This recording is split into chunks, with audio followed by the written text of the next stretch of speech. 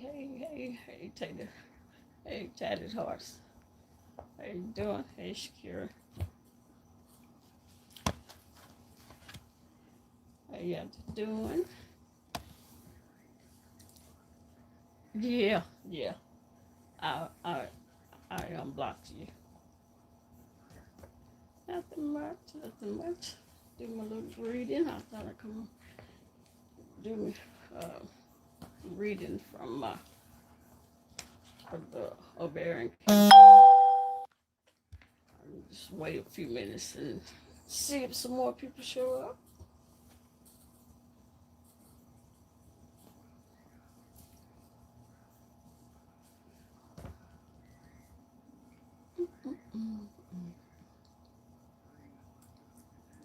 Yeah, it won't be long.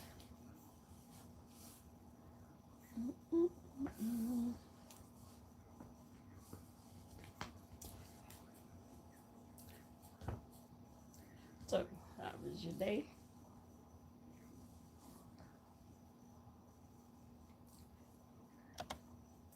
It's crazy in these YouTube. It's streets are something else. Quiet, but not quiet.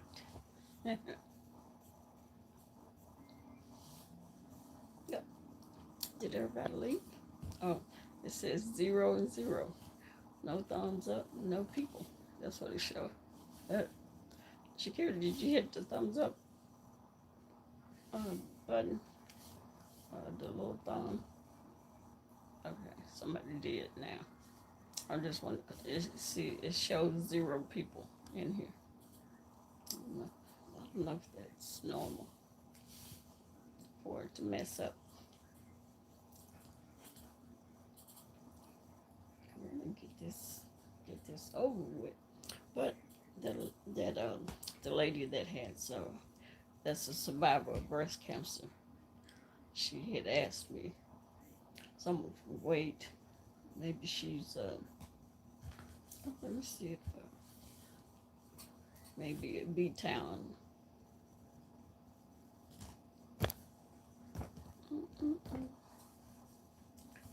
Now that I get started. Hey, how you doing? Oh, some Popeyes. Oh, all right. How you doing, Miss Burnett? How's things going?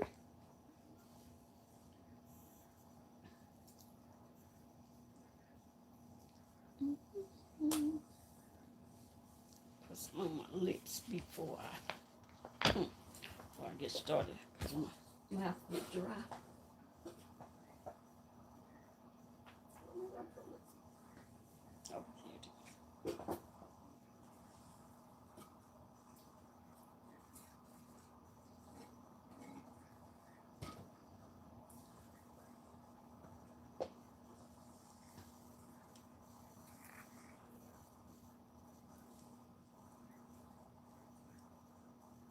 Oh,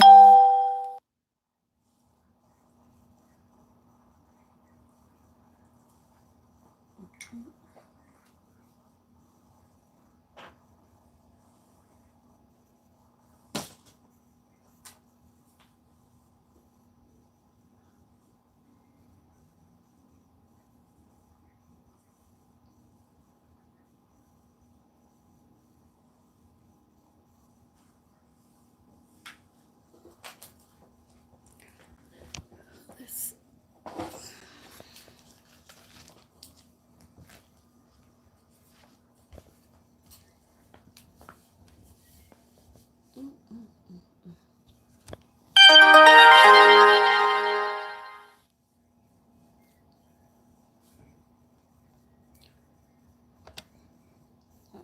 So I'm gonna go ahead and get started.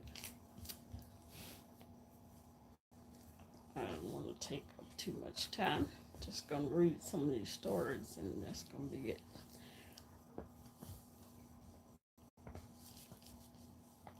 Okay.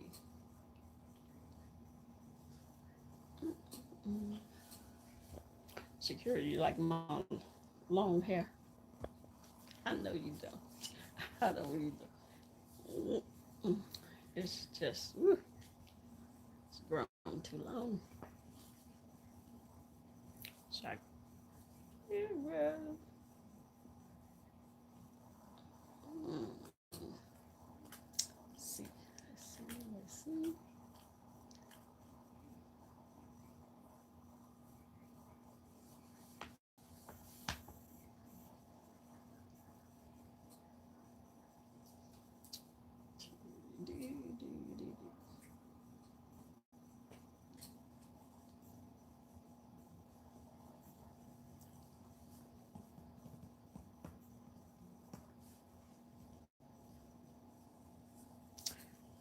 Okay, well, I'm not going to get started.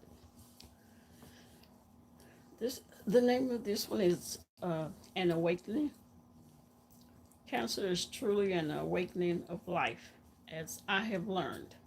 I used to be so scared of hearing that word, but now that I have cancer and have survived it for a year and a half, I am no longer fearful. The year 2007 began as another happy year for me and my family. My husband, Roll, and I had two exciting trips to make. One to Seattle, Washington in June, and the another to Hawaii in October. Excuse me.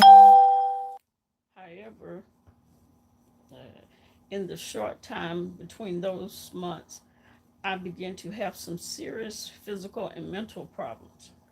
In August, I started to suffer from constipation, but a colonoscopy came back clear. I started, uh, September also brought along a loss of appetite for me, leading to weight loss. Oh, really? Yes, he is good. Oh, that's fantastic. Congratulations. Mm. Well, yes, he sure is good. Mm-mm-mm. That's a good thing, definitely. Um, at this time, I was always also diagnosed with depression and prescribed Lexapro. Finally, in October, I developed a persistent and irritating dry cough.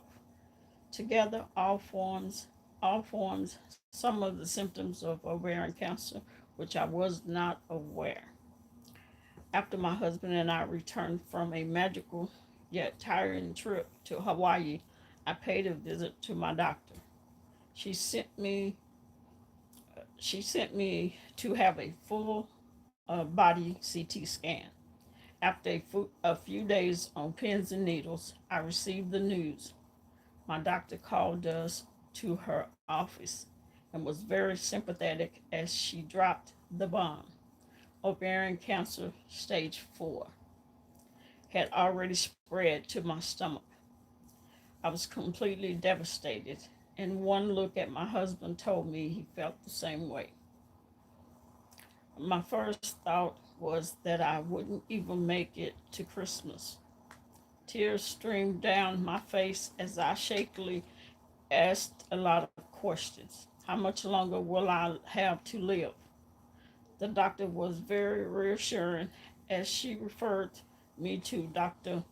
Zhanyong Lee, a cancer specialist.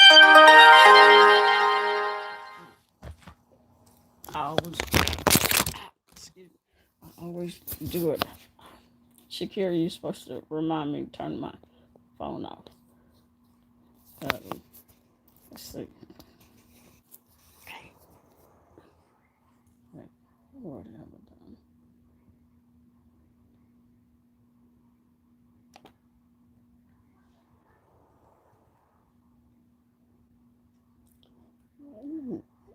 What the? Okay. Okay. Sorry about that. I always forget to turn that thing off.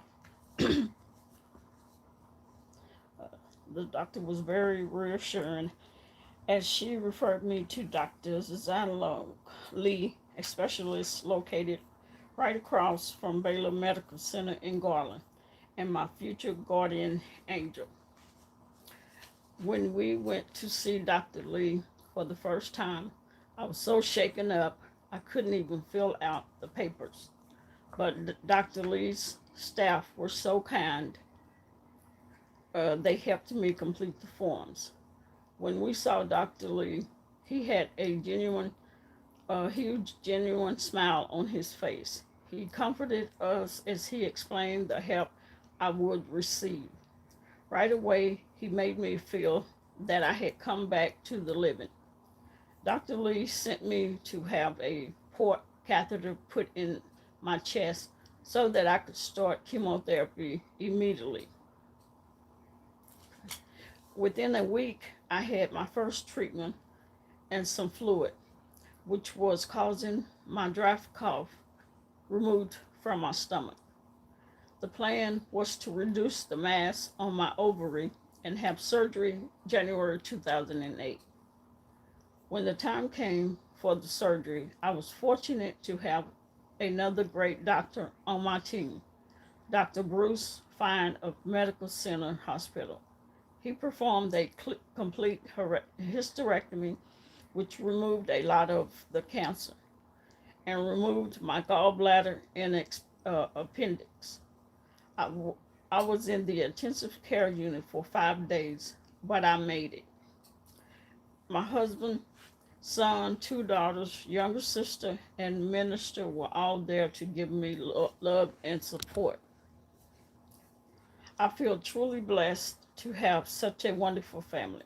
I received several get well cards, flowers, and visitors during my hospitalization. Throughout my recovery, and as I began to feel back to normal, I realized that God was very near me the entire time. I recovered so well, in fact, that I was able to fly to, what's that, Tuscaloosa, to see my youngest daughter graduate. Go ahead, do that.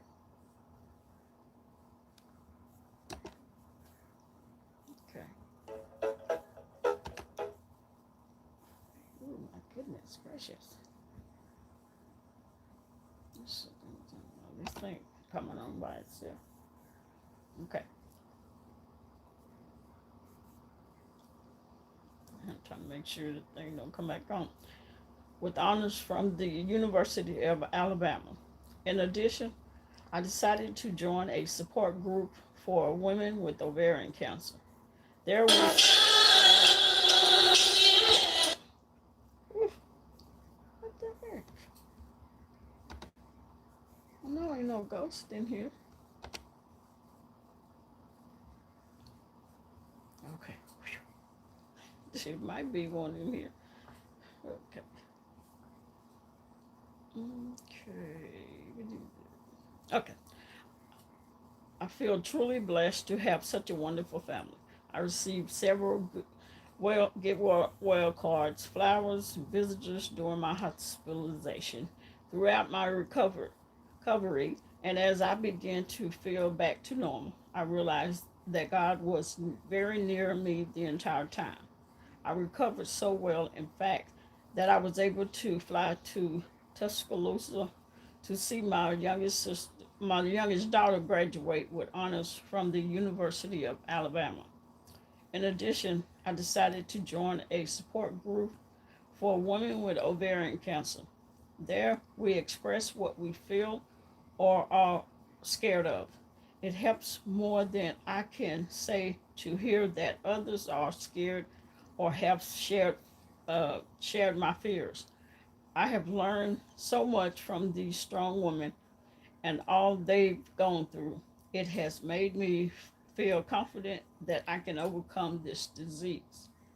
Despite such a crippling diagnosis, I've never felt so alive. I give thanks to God every day for the wonderful doctors, friends, family who are getting me through this. Although I know that my fight is not over, I also know that I can survive anything with them by my side. After all, if I'm not around, who's going to make the Christmas tamales? It's by Norma Ornelas. Ornelas. Okay. The next story is I don't want to be in charge anymore. For I know the plans I have for you, declared the Lord. Plan, plans to prosper you and not harm you. Plans to give you hope and a future. Jeremiah 29:11. This verse was given to me by a friend almost 9 years to the day before I got a diagnosis of ovarian cancer. My husband was in the middle of Alzheimer's disease. I was not handling it well at all. I was trying to do the care all by myself, failing most of the time. The day of the diagnosis, I went to my room. Here, Lord, you take the whole mess.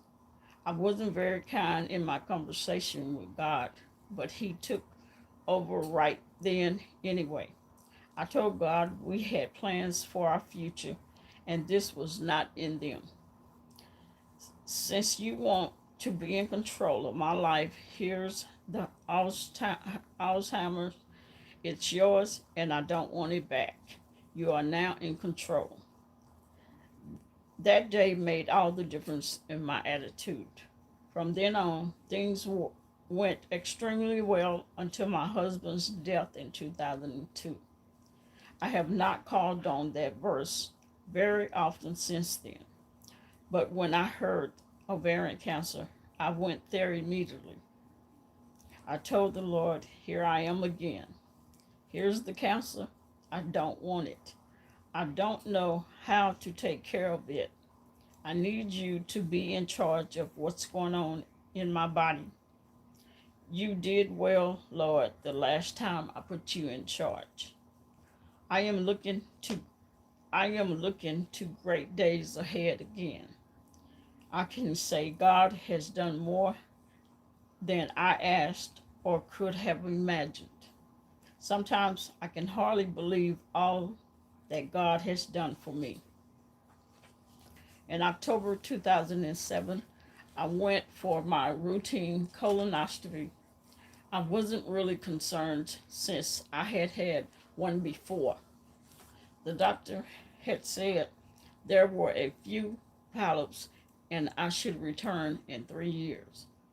I was at a time in my life when I was healthier than most of my younger friends. I was happy and healthy. I was busy doing Bible studies and volunteer work. I had taken them up to fill my time after my husband's death. I was really enjoying my life. But when I woke up, my doctor said I had a little trouble getting all the way up in your colon with my equipment. I felt the pressure from the outside, not the inside of the colon. He asked a gynecologist in the operating room to do a quick exam, but he found nothing. However, my doctor didn't feel comfortable about it and asked if I'd agree to a CAT scan. I was already prepped. By some miracle, the x ray department had an opening right then, so I had the scan immediately. 2 days later, my son received a call from my doctor. Would you please bring your mother to my office this afternoon? I need to talk to her right away. In his office, I was told that I had ovarian cancer. It was extensive and I needed surgery immediately. But I don't have any symptoms and I feel fine. Are you sure? I went to see my family doctor who concurred with the diagnosis. He referred me to Dr. Alan Stringer. He felt Dr. Stringer could help me. In a few days, two of my children went with me to see this miracle worker. I was sure he was going to be more positive than the others had been. Dr. Stringer sat down with us for over an hour and answered every question we could think of to ask. But the diagnosis was the same. stage 3C ovarian cancer. There were several choices of treatment. I chose to take chemo before surgery. Following surgery, there would be more chemo. We left the office. I was so glad my children were there with me, but I didn't believe for a minute this diagnosis was really true. I was just going along with it, and I am a nurse. During the weeks after the diagnosis, I was in denial. I was not sick. I felt fine. I didn't have one symptom of cancer. I would just go along with these people who were telling me I had this diagnosis and it would all go away after treatment. I could just move on then. I decided to review the symptoms.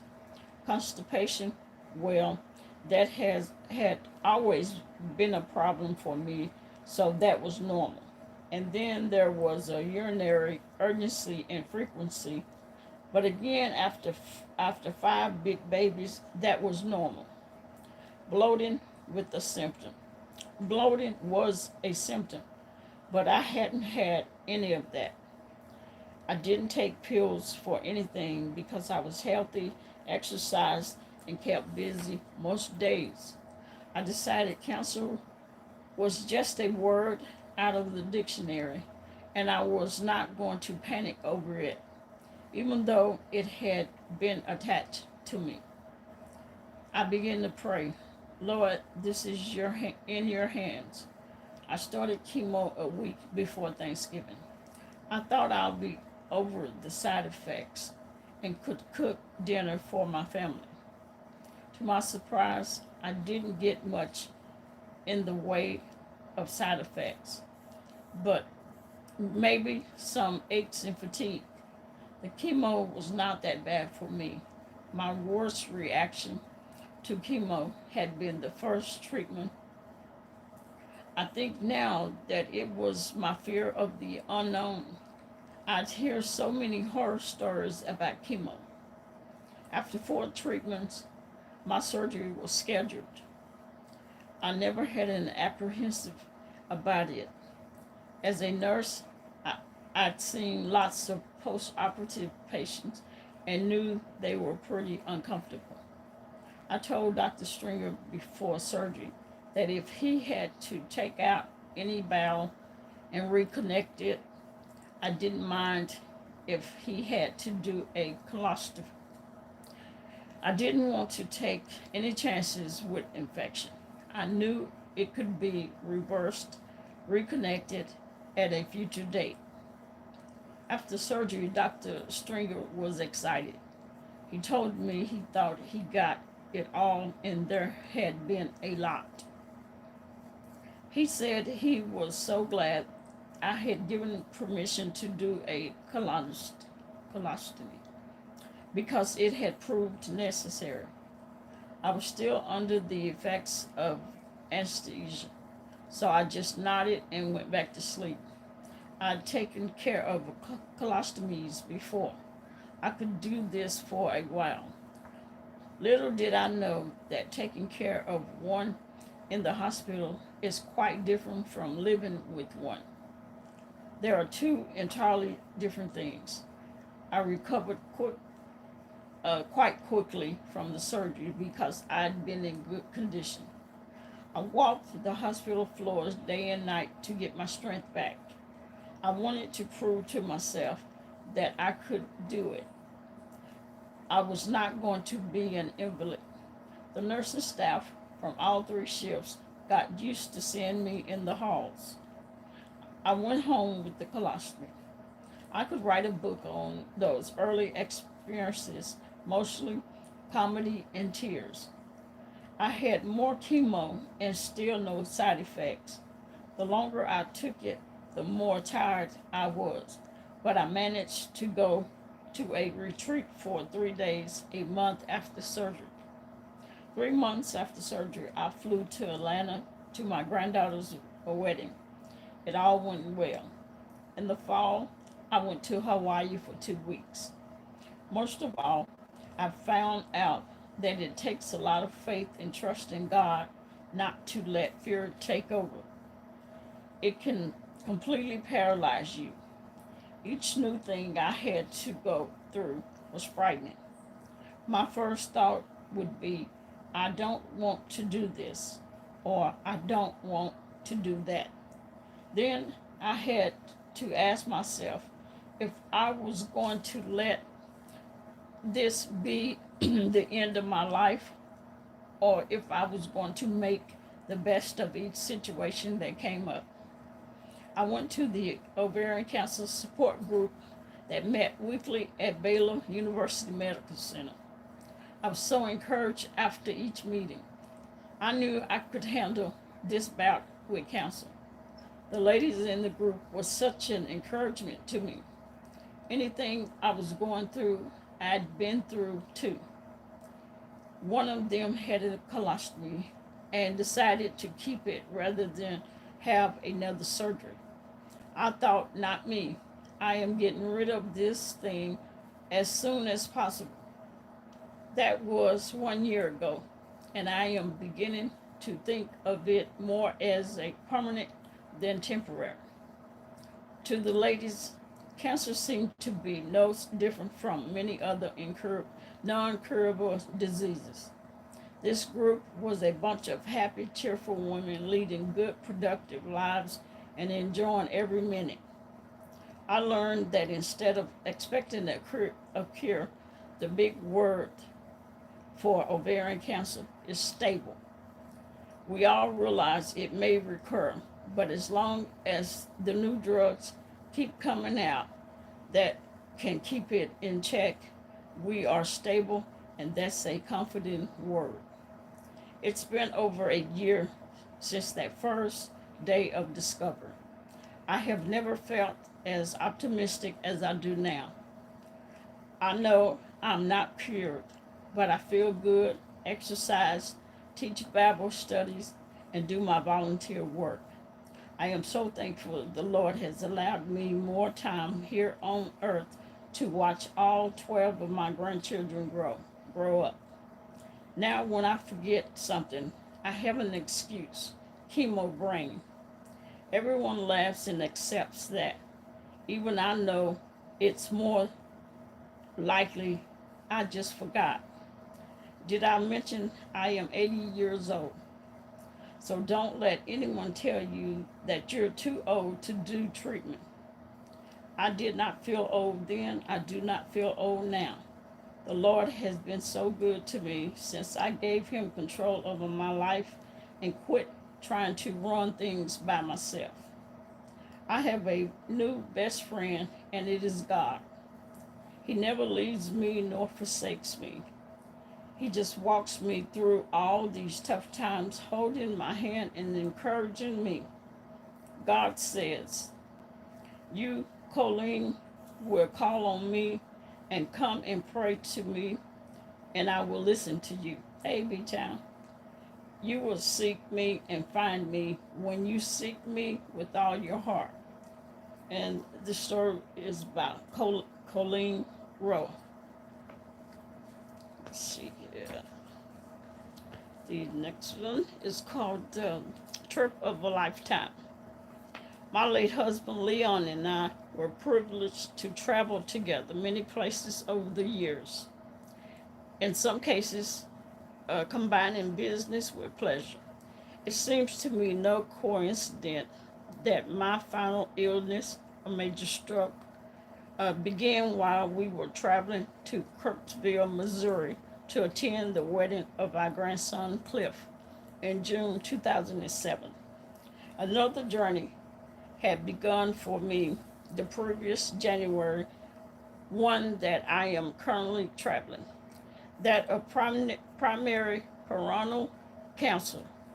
I had thought I was home free once I had my knees replaced, one in August 2005 and the other was April 2006, and my broken Achilles tendon repaired in November 2005. For the first Christmas in many years, I had actually enjoyed shopping at the malls without the pain I had endured with each step I took. There was there was this little nagging stomach distress, probably another bout of tuberculosis. I thought, and I called my gastro doctor for a round of antibiotics when rest and a liquid diet didn't clear it up. Do you want to come in for an exam? Asked the nurse, to which I replied, no, the doctor said I didn't have to come back for 5 years, and I'm nowhere near that. I'm going to keep him at his word. So in January 2007, hardly able to button my pants over my expanding belly, I finally called and told the nurse that yes, I better get an appointment because the antibiotics didn't seem to work. Dr. Sandoval came into the exam room, took one look at me, and without further examination said, you still, let's see, you still have your ovaries, don't you? One, I told him, this is not intestinal. He said, and ordered a CT scan the next day. As soon as he saw the scan, he asked me to make an appointment with my gynecologist a couple of days later. Dr. Sherman asked me to call my husband into the room. Hey, Perkett, how you doing? Even though I told him he had a slight mental deficiency and might not fully understand. We need him in here, said the doctor.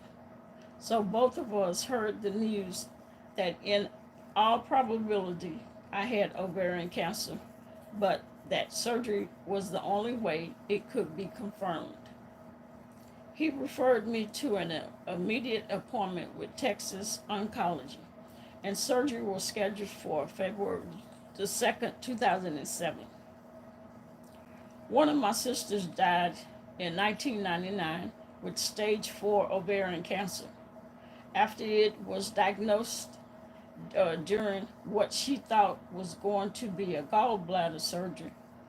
I knew only enough to know that my chances for recovery weren't very good, but I was truly alarmed when Dr. Sherman had gone over the statistics, told us it'll get you. I wasn't feeling bad. In fact, with my new knees, I was ready to tackle the world. How could it get me when I had so many other plans and responsibilities? I just don't have time for any more surgery. I've just gotten back into the routine of part-time nanny for Claire, bouncing those duties with taking care of my husband Leon. I guess I was in denial right up to the time of the surgery, thinking erroneously I was indispensable. How wrong I was. The debulking surgery was much harder than I expected, and the doctor was able to remove only 85 to 90% of the stage 3 carcinomatosis, hoping chemotherapy would eliminate the remaining tumors that were entwined in and around my intestines. I was so bummed out that I made the most horrible patient, uncooperative, just wanting to go ahead and die and not go through chemotherapy. Even after I was released to come home, I was so disappointed that I might not be able to work and remain active until I was 90, as had my father. Of course, then I thought I wouldn't live any longer than my sister did following her surgery, which was about 14 months. So I selfishly whined around, upsetting my family and well-meaning friends. And I truly have a wonderful family and support group who try to comfort me. I guess I know now, at least I'll never be a widow. I said to my sweetheart, you don't know what he said. How much wiser he always was throughout our 57 years of marriage. Around the 1st of March, I quit my whining long enough to begin the chemotherapy, the usual Taxol and carboplatin.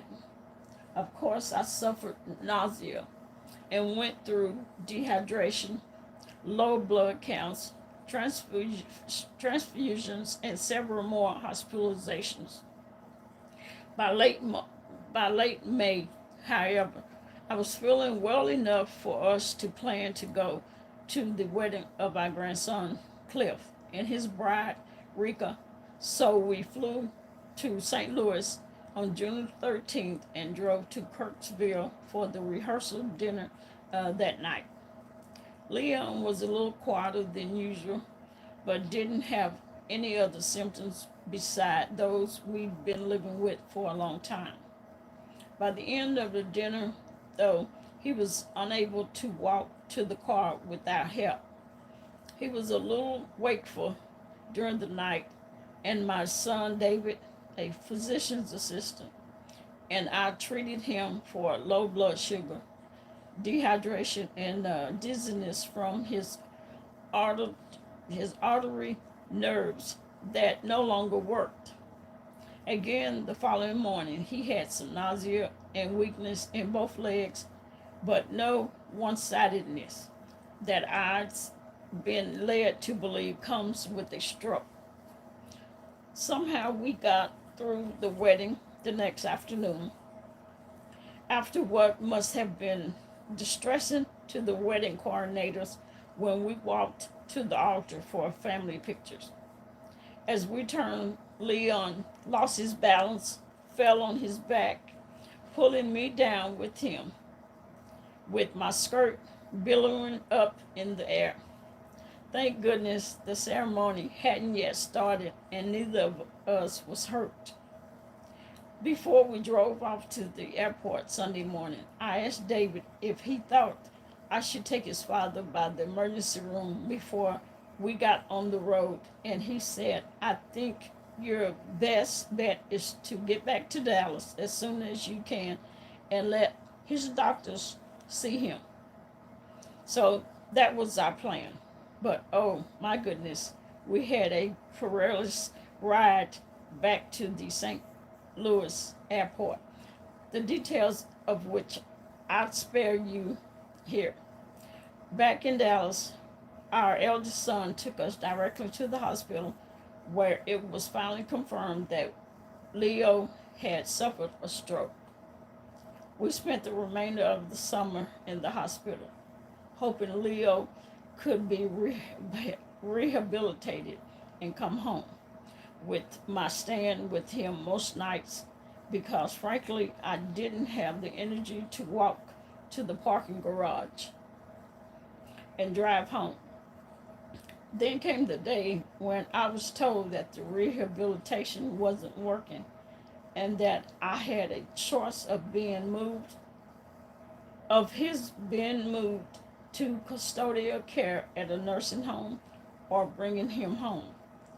The same day, I went to get the results of my 6-month CT scan, at which time I learned that, sorry, the surgery didn't work and neither did the chemo, and you still have cancer. That was just about the lowest point in my life. I went down to the parking garage, threw my purse in the car, stomped my feet, and yelled, yes, cursed.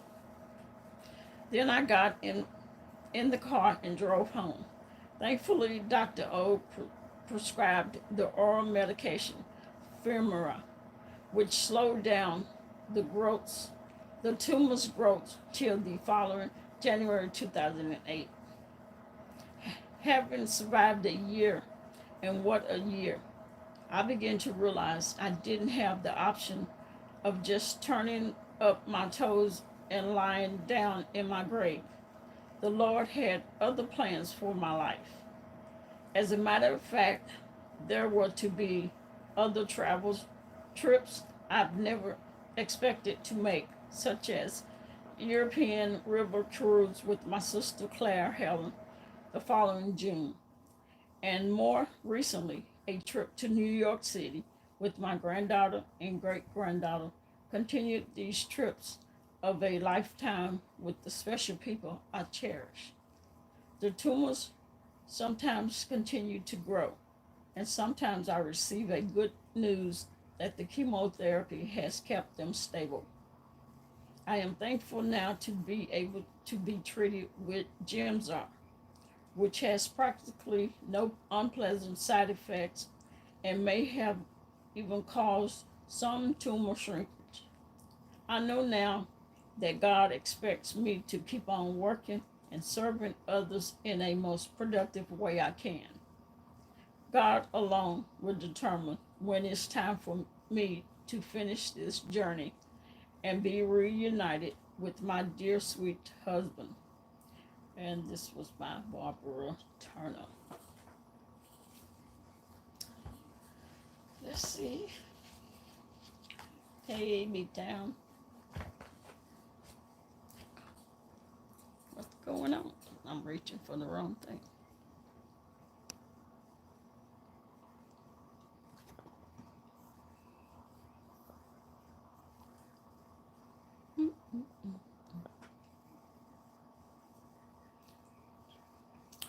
Oh yeah, Miss Burnett, no more student loans. I know you was jumping up and down.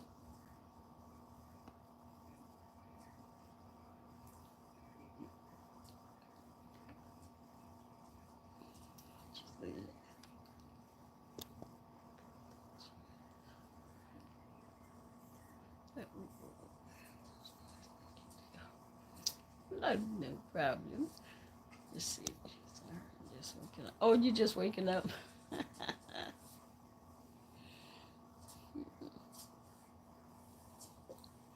Snoring. So you got to get up. Oh, okay. All right, Percat. If ooh, let's see, you see it's still snowing. Yeah, you gotta get up early. So, you want to say hi since you was up here? Say hi.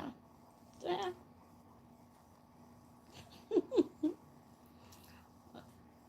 Well, I'm gonna sleep now. And then you just woke up. Say hi. Look, give me a haircut. Say hi. Spoil. She won't even look. I thought you was asleep. Last time I seen she was laying down on the floor on a blanket. Spoil. So what's going on, everybody? It's tonight. I don't I don't think nothing. Now I know Jay Wilson was live.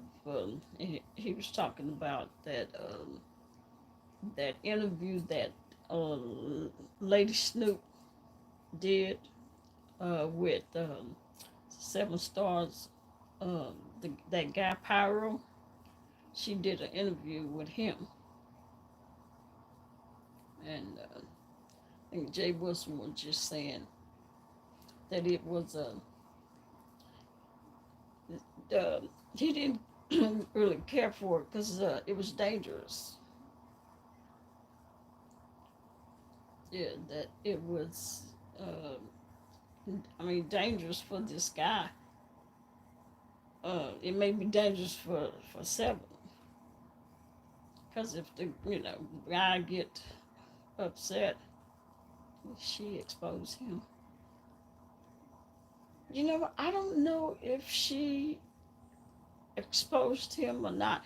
I picked up that she had been talking about him and saying that she thought that he was the one, for her and all of that. And her title said that. Oh, when did she have? Did she do? She did an interview.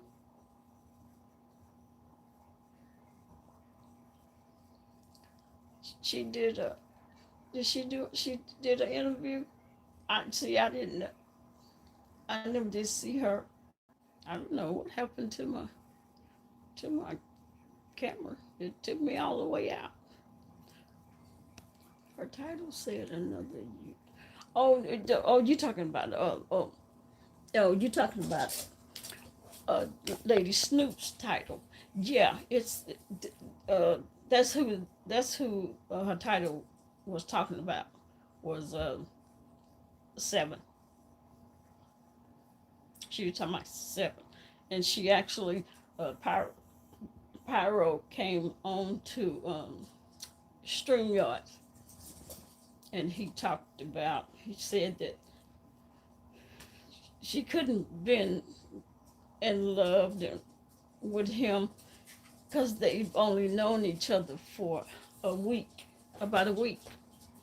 So he was just like, she's crazy. That's what he was saying. Um, Saying they only known each other a week, and he's seen her. I think he said like 4 times. That was it. He said he wasn't sexual with her. He never kissed her. He said he hugged her. Uh, that was it. Um, and he kept saying she was crazy. She was weird. And I think that's what Jay Wilson was saying. That was dangerous. I don't know if he's saying for Lady Snoop to have uh, made contact with the guy, that it was dangerous doing that. I'm not quite sure, but he didn't see, from the way it seemed to me, he was saying that was wrong to go digging that guy up. So,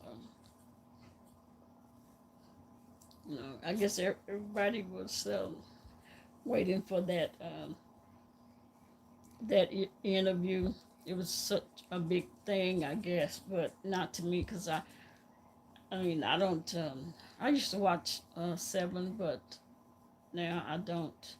So I didn't know it was such a big deal. I did hear vaguely that something about some guy that she had met named Pyro, and that she said she think he was the one, but that was about it. And then sometime afterward, uh, uh, I seen maybe a title or somebody was talking about saying that she wasn't with the guy and she was exposing him or something. But that was about all I knew until Lady Snoop uh, did an interview today. But it's on, if you didn't see it, it's on Lady Snoop TV,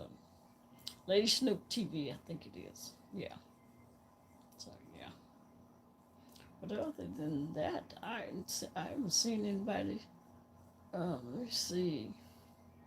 I see Brianna. She's live. She's got her title is Should I Be Live? I don't know what that means. Should she be live? Mm, it may have something to do with that that other stuff. And then Chopper is live saying we back for a little chit chat. And then see that SB is live. My Patreon is always popping. Okay. So that's about it. No, go lay down. No, go over there and go to sleep. Go lay down. Get over there and lay down. Lay down. Oh, shoot.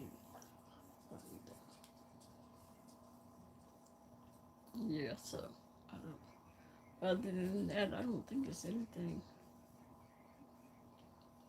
Nobody else is alive. Mm. Love you too. Good night, baby. All right. Love you too. Samantha was in QB today. Oh, really? What was she? Was she talking about something? He was hot. What was he? What was he hot for? Did she say something?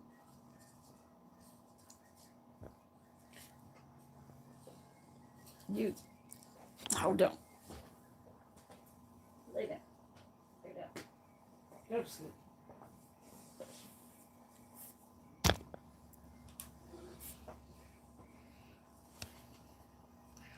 Oh, what was he? What was he hot for?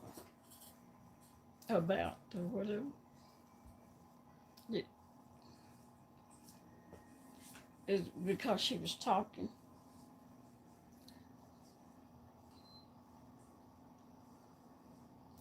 You never knew of a Samantha or the mess she had did. Oh, okay.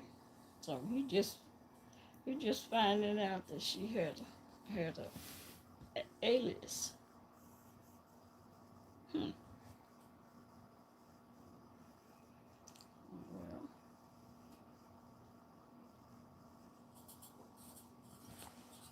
mm, he only knew Kiki. Oh, okay. Hmm.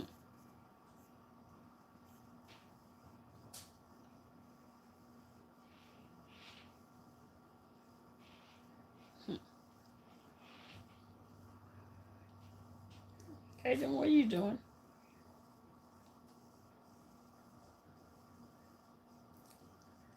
So, other than that, I don't think. I don't know if. Let's see. Who else?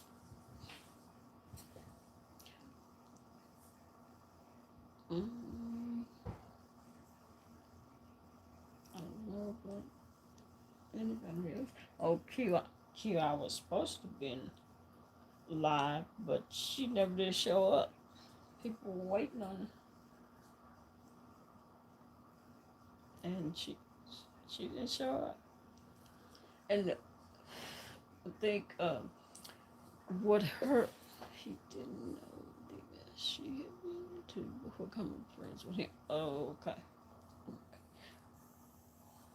Well, I mean, it ain't no use to him being mad at her. I mean, that was on her.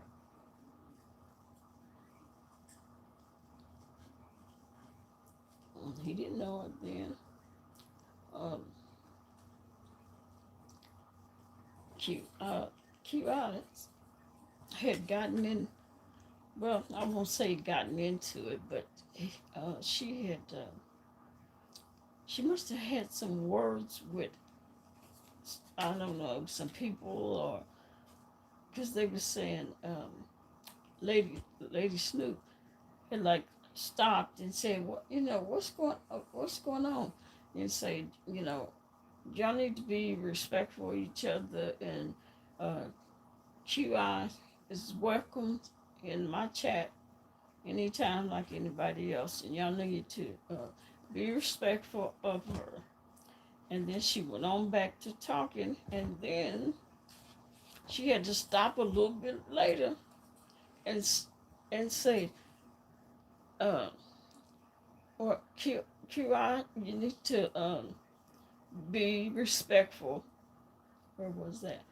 At, in Lady Snoop's chat, that where she was interviewing Pyro, and she said, for her to respect the men, uh, the men that was in the chat, and I don't know what that meant. There was so many people in there, you couldn't even see who it was that she may have been getting into it with. But I know Lady Snoop said something about respecting the men. And then I did see her say that QI is not being disrespectful to any men in here. So I don't know what that all was about. And so after it was over, QI uh, had put up that she was gonna have a live.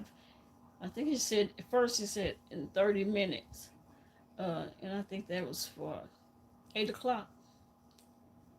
Uh, and the title was something like something about being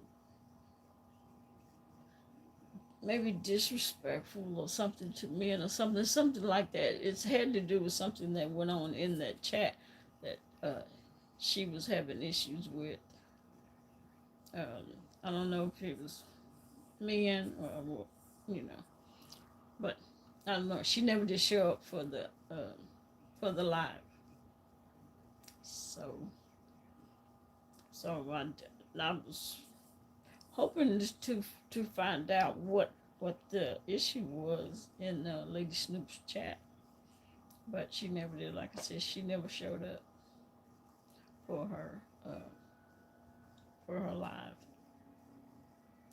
Other than that, I don't know. Mm-mm.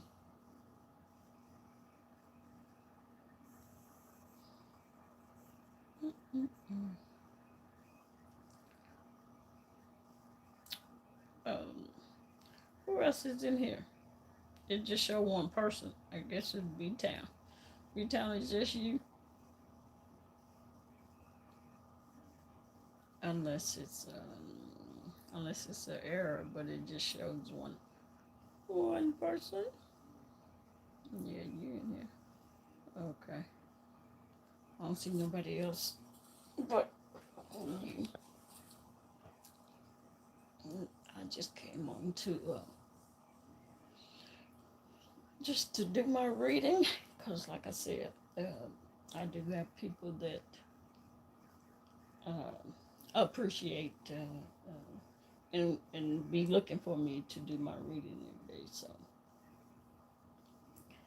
because I wasn't gonna come on because I kept waiting and waiting for QI, and she never did show up. And I had told Miss TR had asked me in QI's chat. Oh, okay. Yeah, because I don't know who she had got into it with. Mm, but I was thinking myself,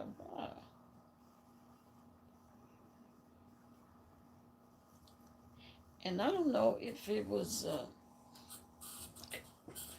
if maybe she was upset, t- trying to take up for 7 stars. But she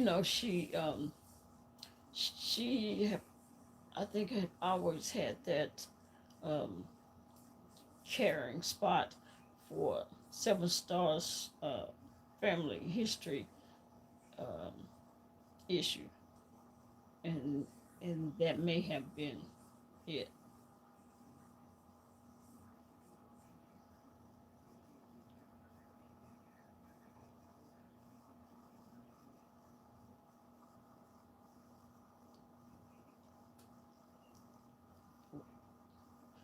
What's that? What you mean? What's that? You talking about what I said about 7 stars? Her, well, her family. You know what she went. What her I mean, her family. I mean, her mother, her family history. Yeah, the issues her her mother being in prison and all that stuff, and being in foster care and all that stuff. And I think because I think QI have always um,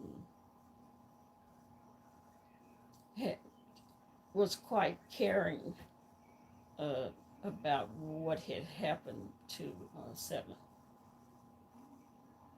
as you know, because she was a child back then.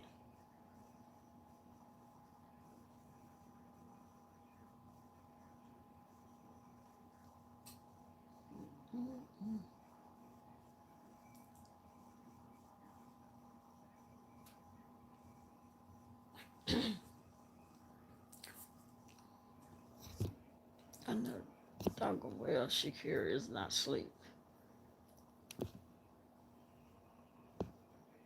Hold on.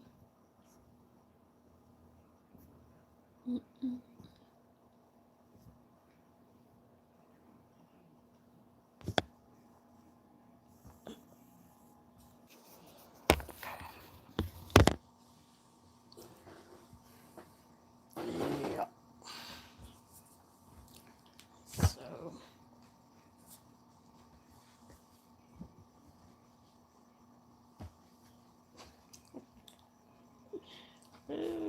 yeah. Let's see. Did I read this one already? No, I don't think I did that one.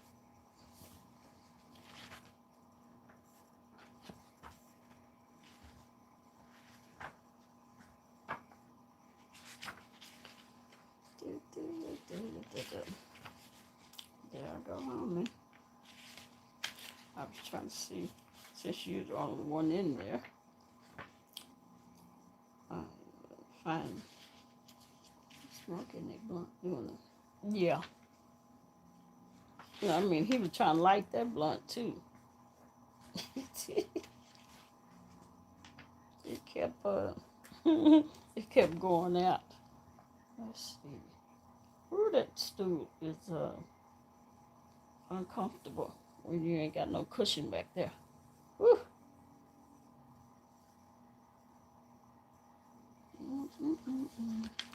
What's? Oh, you just woke up. I was gonna say, where's Lovely? Let me look at this.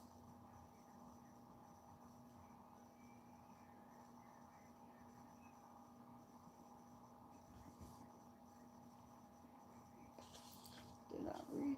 Did I read this?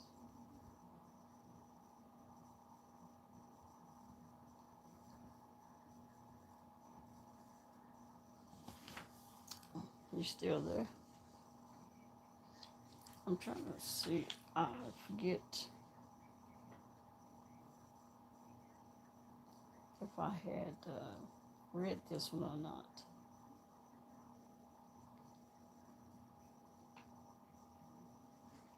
Go right here.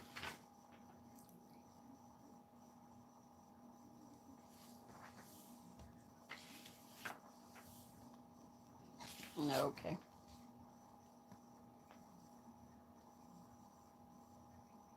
I'm trying to find it. See if I read this one or not. I think I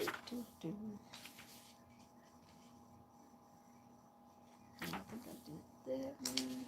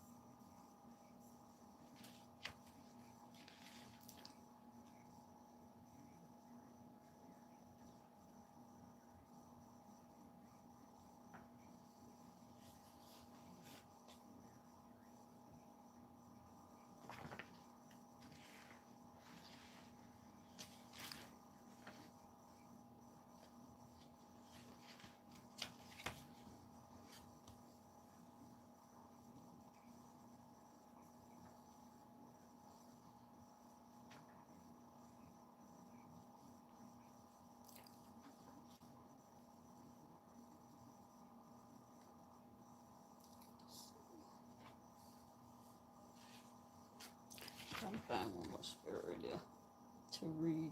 Do, do, do, do.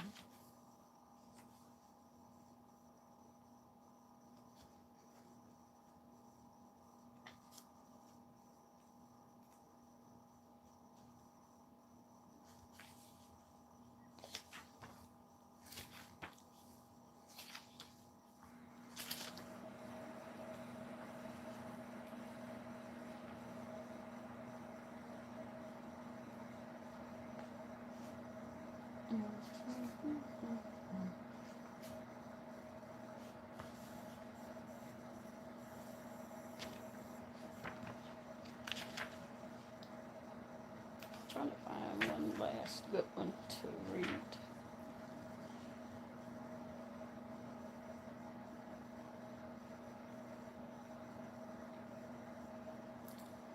This may be good. Okay.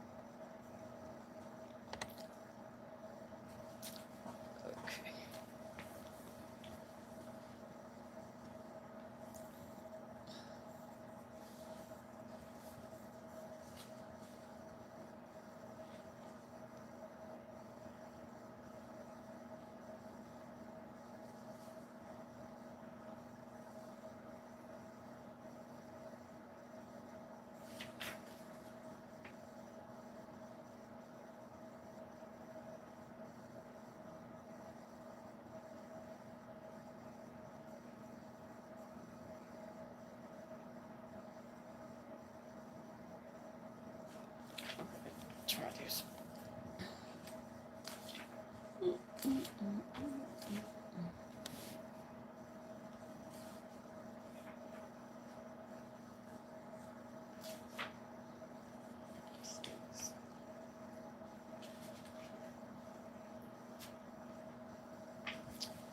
Okay, I'm gonna read this one. Eleanor got it right. My mother always said there's good in everything and in everyone. I'm still not totally convinced, but I can relate to it more now. I was diagnosed with ovarian cancer, stage 3C, in February 2000. It was a total and complete surprise. As far as I knew, none of my relatives had ever had it. I was completely in the dark. My husband Charles and I had retired a few years earlier. We had been traveling a lot. Our daughter Paula worked for American Airlines, so we were fortunate to be able to use her passes. She given us two wonderful grandsons. Since she was a single mother, we helped out whenever we could. Of course, taking care of our grandsons curtailed our favorite thing, traveling, but they became our favorite thing. They were definitely worth it. During this time, we were heavily involved in being grandparents. I noticed some changes in my health: stomach swelling, bloating, backache, and fatigue.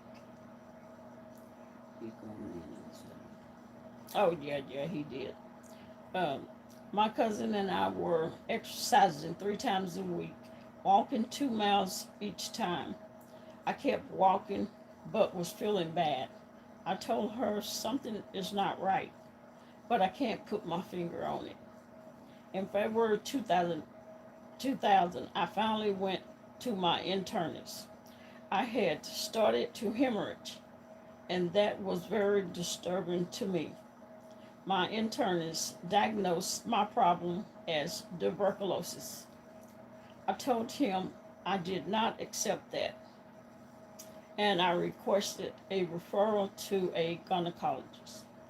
My internist gave me a name, and on a Friday afternoon, I went to the gynecologist's office. The gynecologist told me he couldn't see me until Monday. I said, fine, I will sit and wait until he can see me. I saw him that Friday afternoon. After the exam, he told me he had found a tumor and thought it was probably malignant. It was in my lower left side and attached to my left fallopian tube. The gynecologist said he would schedule surgery for Wednesday. No, I want it now, if not sooner. He agreed to do the surgery then. As we suspected, the tumor was malignant. There was another tumor in my left fallopian tube, but it was a different kind of cancer. The gynecologist did a total hysterectomy. For a 72-year-old woman, I recovered well. I had chemotherapy for 4 weeks in Sherman, Texas. An oncologist there, Dr. Rogue, ordered the usual treatments, carboplatin and toxin. I went into remission for 7 years.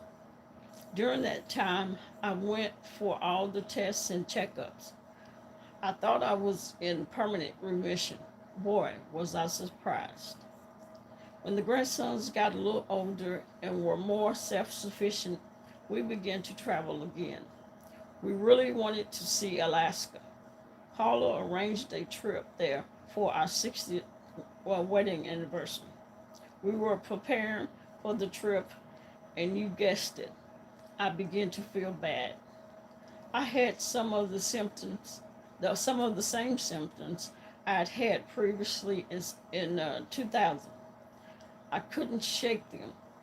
I went to Dr. Rogue for a checkup.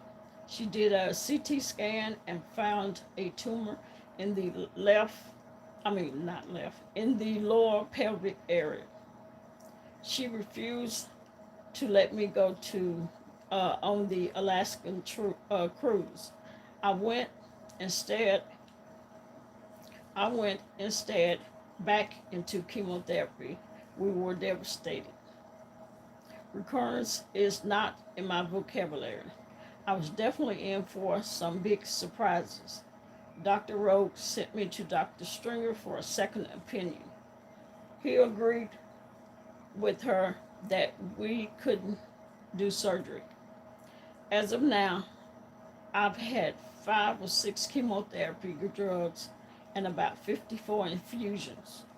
I didn't think I had the inner strength required, but I found that I can do what is needed for the encouragement I get from the ovarian cancer group.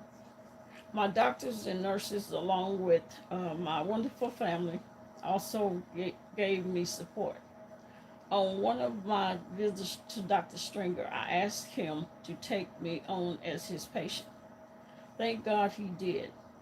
I've had last 2 years have been hard. No, I skipped a whole sentence. Okay, let's see. On one of my visits to Dr. Stringer, I asked him to take me on as a patient. Thank God he did. I've had lots of ups and downs and many side effects, but so far I've persevered. The grandson's graduation from the University of Texas at Austin in about a year. I would like to see my little great grandson Nevin start school. I feel so fortunate when I see much younger ovarian cancer patients. They have families to take care of, yet they're often so ill from this disease and its treatment that they need taken care of. We are all praying for a cure and working toward that end. I don't know how much longer I will be here. No one does. You can bet I'll be making the most of every day in every way. At this age, 81, I am looking at life from a different perspective. I'm still in treatment. I have lymphedema in my legs.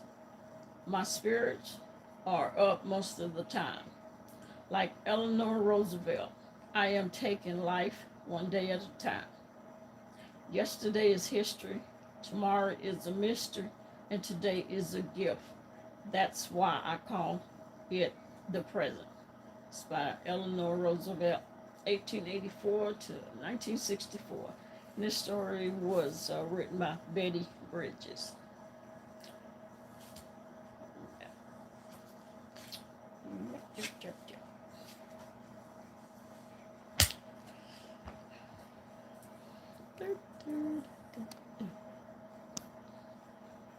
Hey, Munch. He's going in on 7. Yeah, yeah.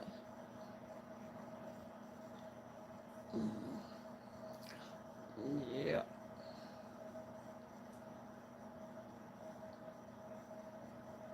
Munch, what's anything going on?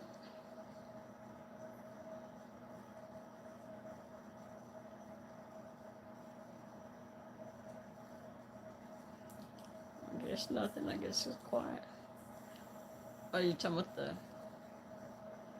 you say this is crazy. Oh, talking about that interview? Yeah. Yeah.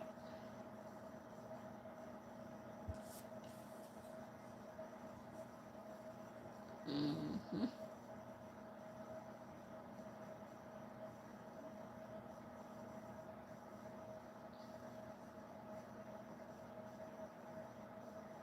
Mm.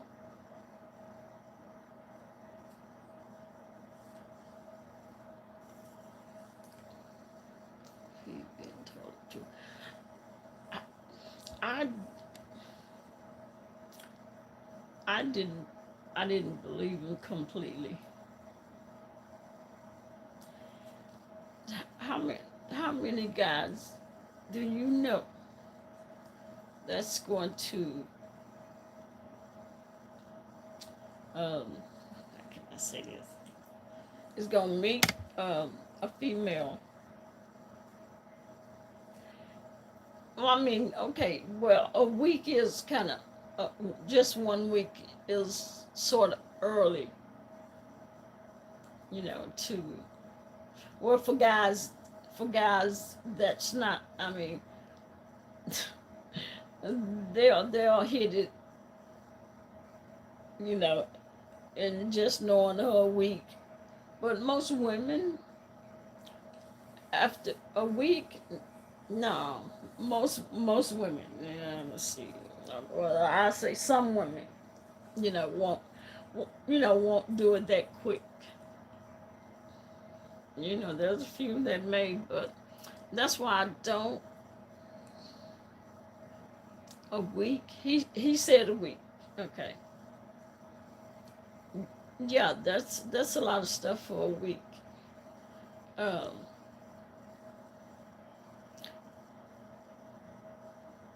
uh, a week. That's. Mm, but knowing a guy, he probably tried to hit it. She never gave him any, and I'm glad.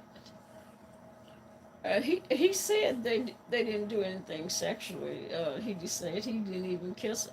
He hugged her when he was leaving one day.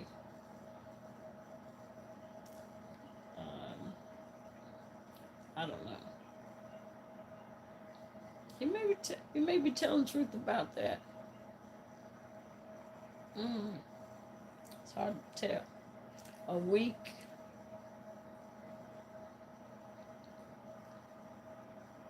And for her to felt like he was the one, I don't think she would have thought that so soon.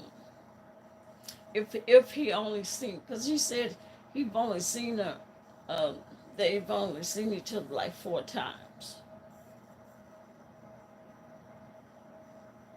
I don't know. Hard to tell. hard to tell if he's been truthful or not. So his interview. Well, I think one of the reasons I'm gonna say that Lady Snoop contacted him, well, one is because he's also in California, and Lady Snoop lives in California. Um,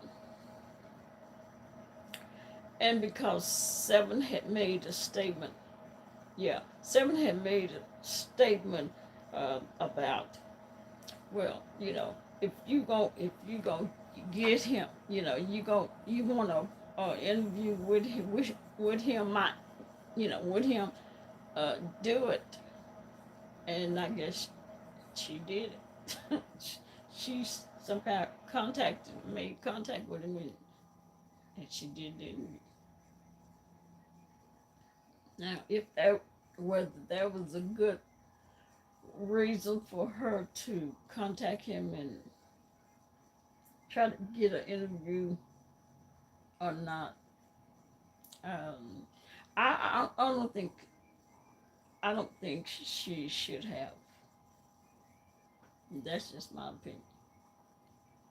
Because one, evidently this little the guy won't even consider it as being a relationship. Here I was defending seven. Yeah, and I thought that was what it was because when Vs was doing the interview with the cousin Maurice, um, QI was sort of taken up for Seven because of the fact that she was a child when the stuff with her family history occurred, and I don't think she felt that they should, which I don't either. That they should have first of all dug up her family history's background, okay, especially with it being what it was. Yeah, I didn't believe everything that he said because one, men would try and if they think they could hit it, they would. A week, if they just there to hit it and quit it, they would do that. That's no big deal to them. But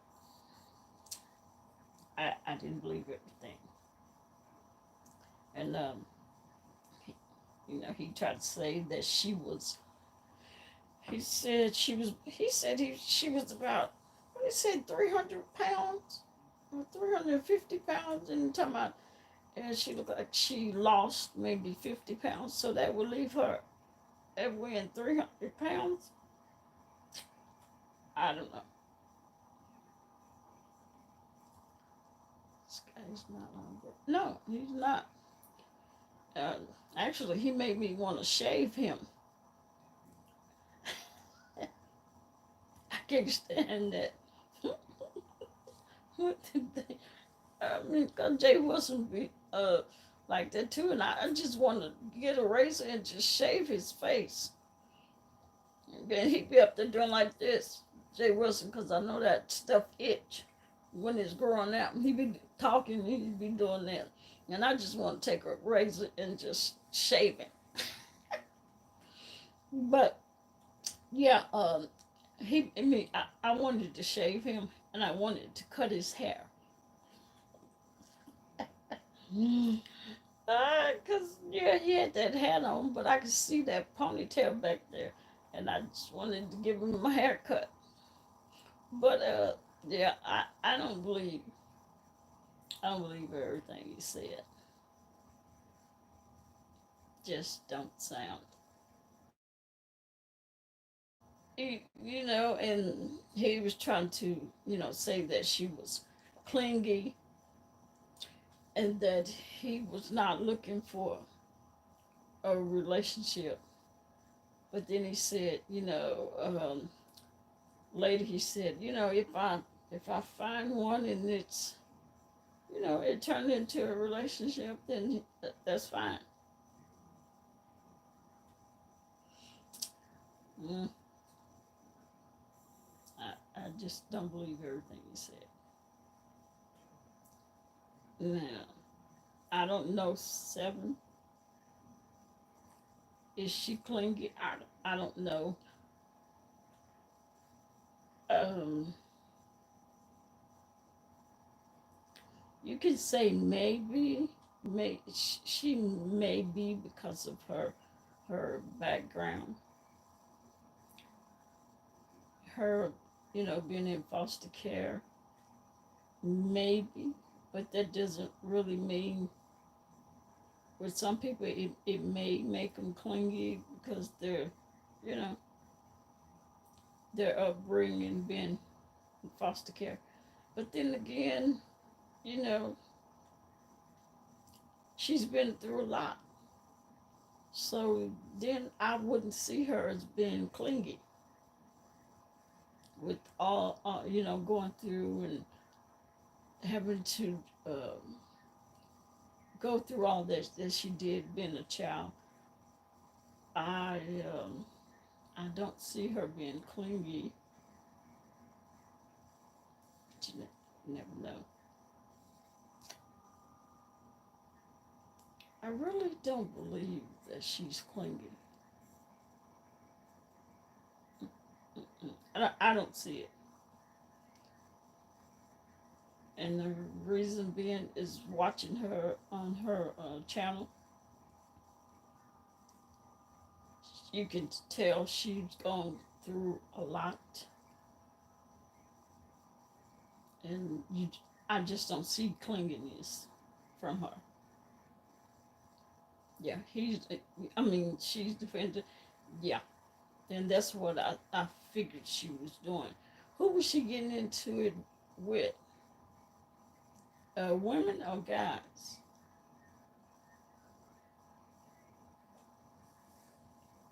Because I don't know why a lady snoop would tell her she'd have to respect uh, the men. And I thought, what?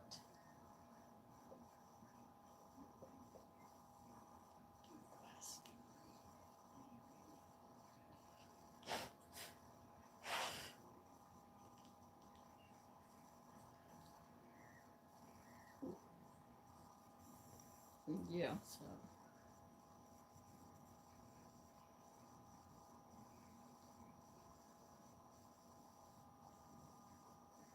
I was trying to ask him a question. Oh, okay. So he's got what do you say? Let's see. He also got gray. This cat is not young. No, he's not young. Sorry, and I'm wondering how old he is because Seven is in her 30s.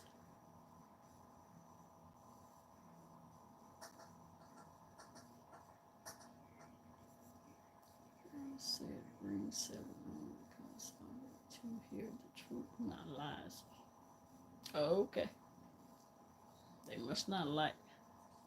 They must not like because she said, hmm. I mean, if she didn't believe what he was saying, he, yeah, because I don't believe her. I don't believe everything that he's saying. I just couldn't. Hold on.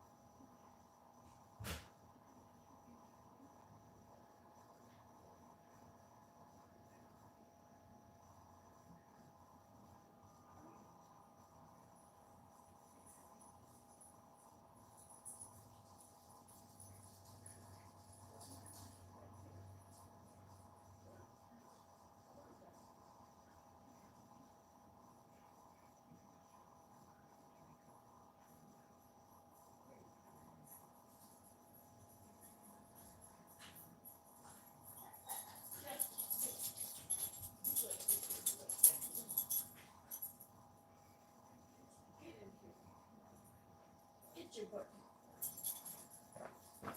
Go to that tree.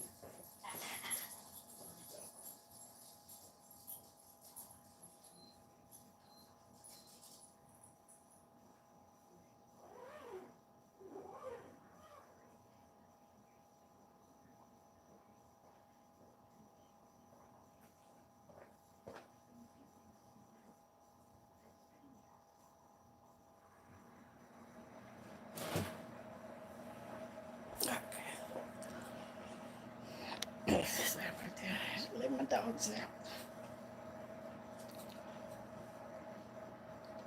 Mm-mm.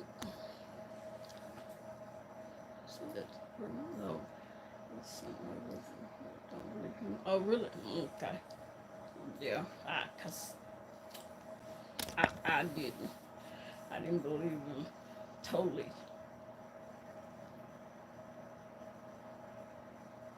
because he want to say he went to her place. He went to her place,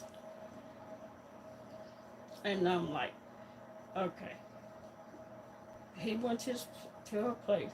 He's a guy, and he never tried to sleep with her. Mm, that woman didn't call him no 700. And no, and what? No, no, I don't think he was saying in one day. I guess from the time that they got into it or whatever, she had been calling, calling, calling. I think he said when he was trying to distance himself from her, she must have been attempting to call him. He said 700 times, and I'm thinking, 700? No, and just said, and 700 times in one day? Nah, I ain't believing that. I thought what he was saying was from the time he started distancing himself from her, she was calling him, and she was calling him over and over and over and over. But and one day no, because he said he gave Lady Snoop um, uh, proof. I think she had 250. Uh, supposedly, he had gave her 250 phone calls that she had made, but not 700. 250 times. Not like that either.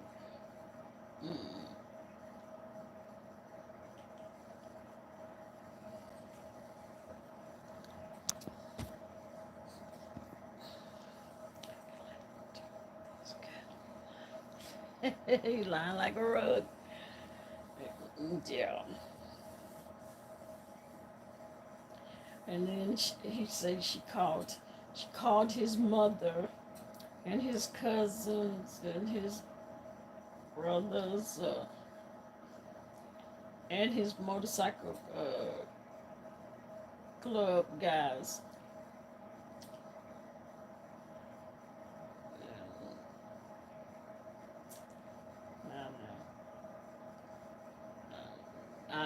I just say I don't believe in um, everything he said. I don't believe it. It was just something about him that was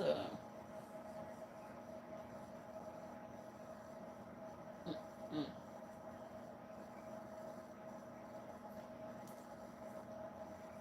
nope. And did you see what seven? She finally came in the chat. Um, First was she was going to do the StreamYard, but Lady Snoop said somebody was back in the back, but they wouldn't show. Yeah, yeah.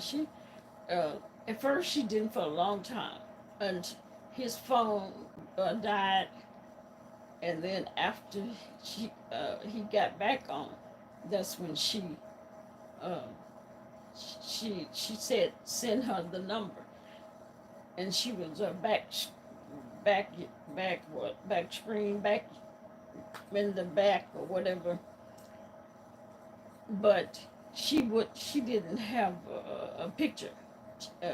Lady Snoop said, I don't know if this is her in the back or not, but if you can't show your face, I'm I'm not gonna let you in. So then she goes to the chat and she started, you know, typing stuff then, saying that that he was lying, and then he was like, lying for what? Lying for what? Lying for what? You know, saying stuff like that, and she never did get to just actually talk and say what she wanted to say.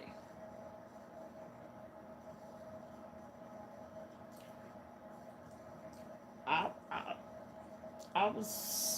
I was surprised that she came um, after he was able to say all that he said that she did, and supposedly he sliced her tires, one of her tires or something like that.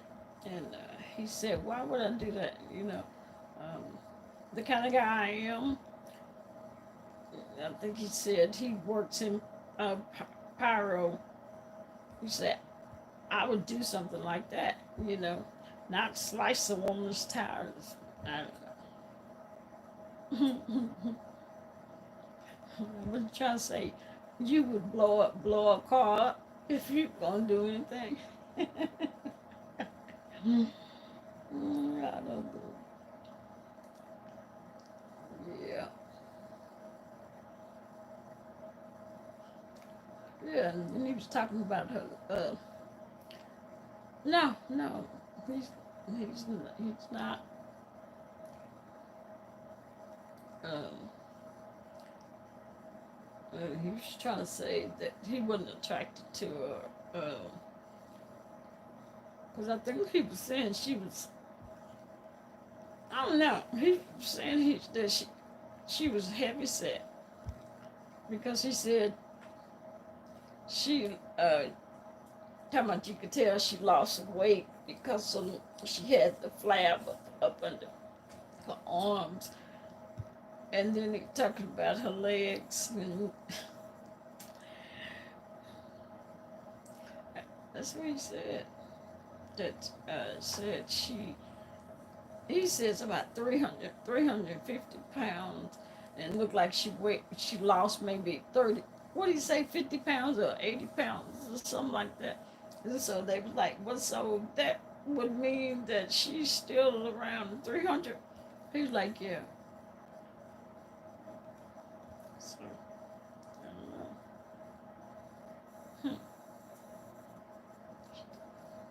Hmm. Mm. Hmm. Well, and maybe, you know, maybe that's why he wasn't attracted to her. From, you know, letting him tell it. I think she uh, yeah, I think that's what somebody had said, but he was like, you know, she had the flab up under her arms. Uh,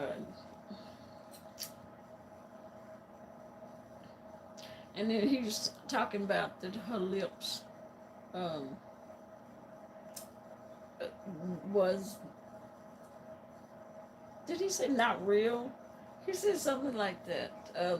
Basically, I guess what he made was saying that she had like injections or something, that her lips wasn't. I, I don't get it. I don't get why they want big lips. I don't know. You know, they tell me I got lips like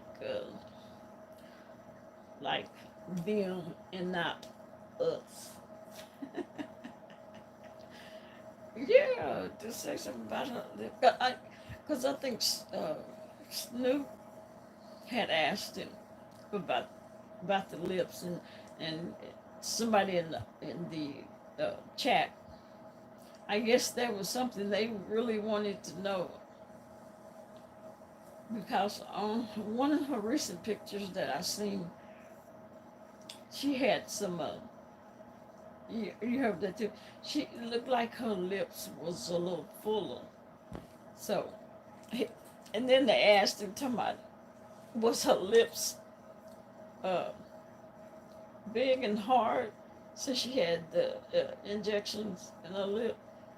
And he was like, um, I don't I don't know, cause I never did anything to her or with her. And they said, yeah, and I kissed him. He said no. He said he hugged her. And that was it. So I don't know. Maybe and if she was, if she's heavier than you know than he liked, then maybe he didn't do anything with her. Maybe because maybe he was not attracted to her. If he just hugged her, then probably. Mm. And then he said that she lived in a boarding house. He said there was, what did he say, one kitchen that everybody used, and then there was 7 or 8 rooms or something. He said,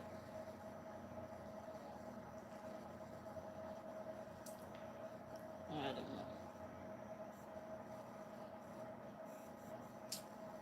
know, but I don't know. That's just, I understand. They Snoop contacted him to do the interview, and he said at first he had said he wasn't doing no interview, he wasn't gonna do that, and then he said somebody had talked, a friend or something had said that she was supposed to be talking about him, I guess on YouTube. So when Snoop contacted him, she said he thought, what the hell? Yeah, I do it, but I don't know.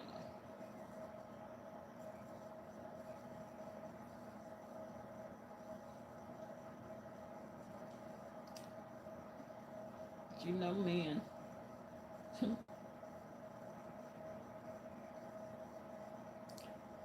went down. You think he did? They say,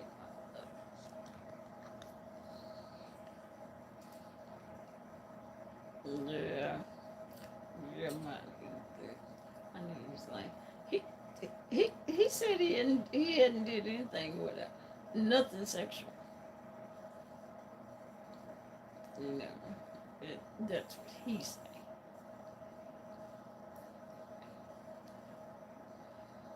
And that dude, what you mean by it? Oh no, he wouldn't answer that. No, he said no. No, he said he hadn't did anything. He didn't do anything sexual. He said we didn't do nothing sexual. They said you ain't kiss her. He said no. He said the only thing I did was hug her when he was leaving. Oh, yeah, so.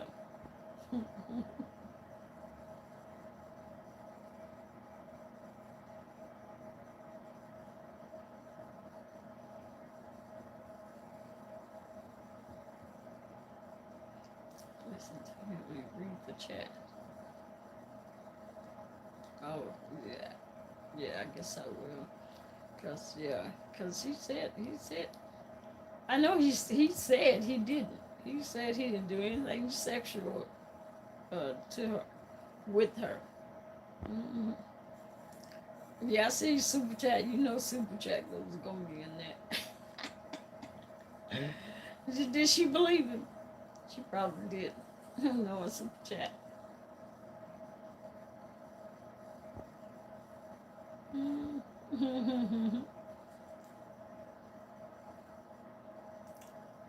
Yeah. Oh, she believed. Yeah.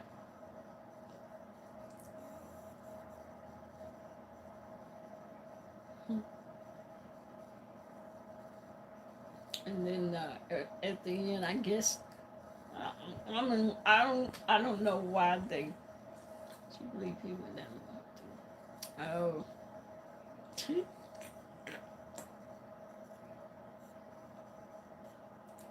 you know what? Can't stand fake beefs. Who's up? Who's beefing? Fake beef. Who doing fake beefs? That I must have missed something. Munch munch. Who's fake fighting now? Look, fake fighting.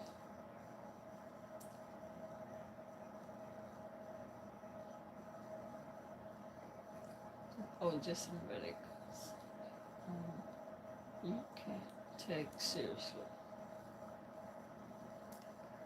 Well, yeah, it's a whole lot of people on it. Can't take seriously.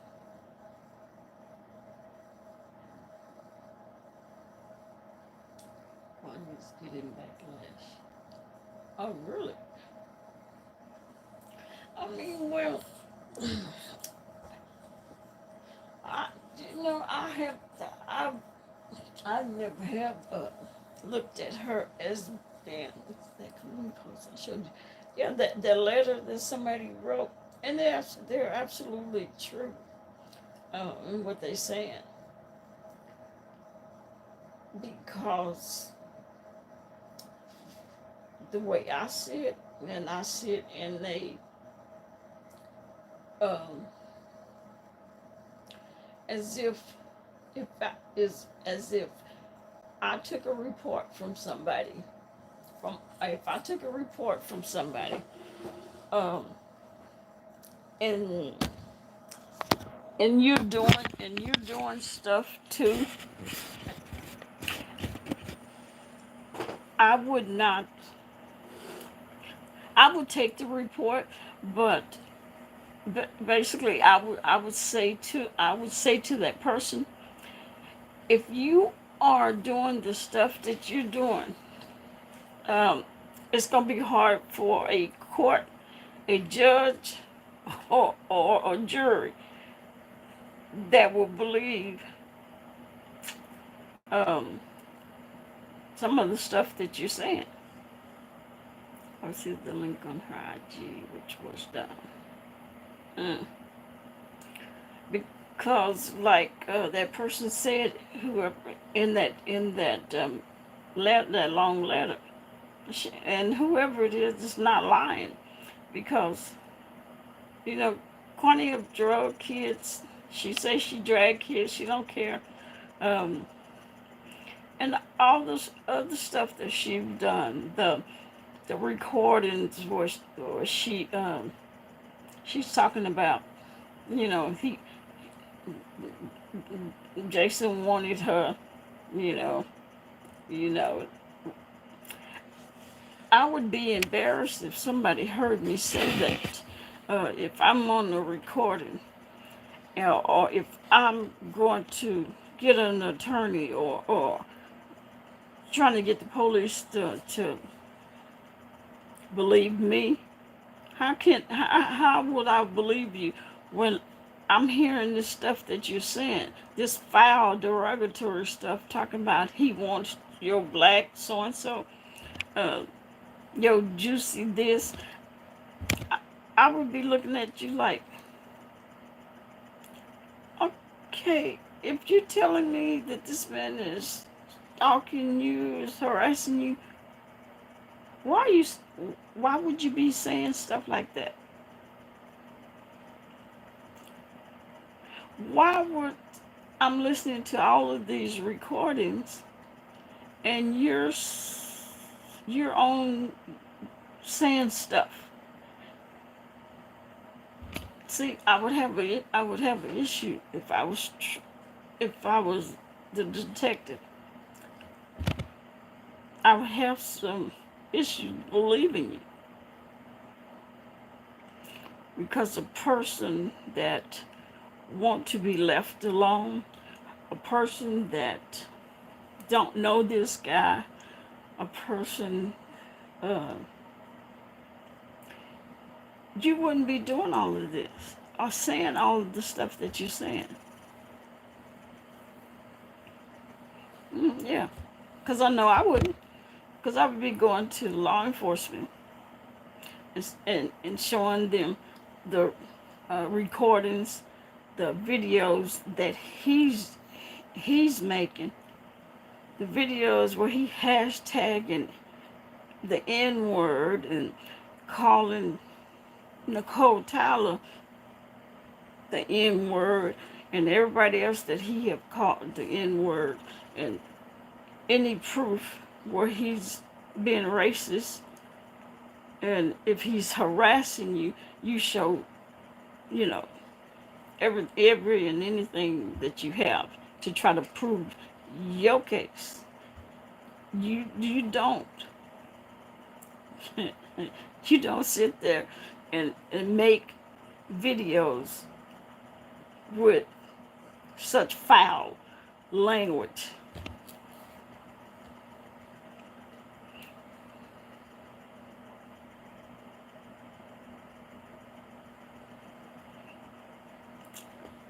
Yeah, and I'm saying this in a from the perspective of being a law enforcement.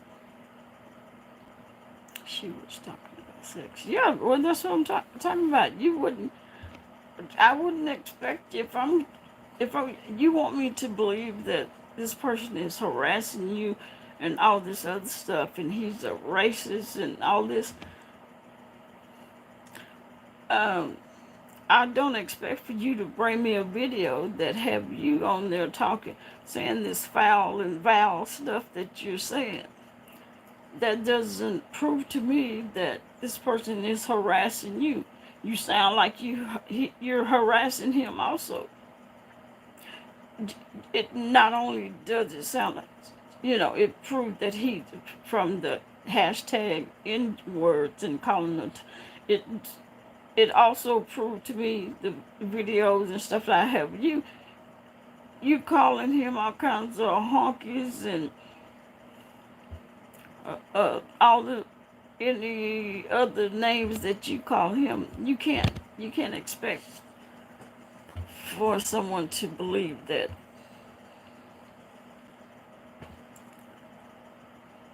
whatever it is that you're gonna tell me when you're doing the same thing.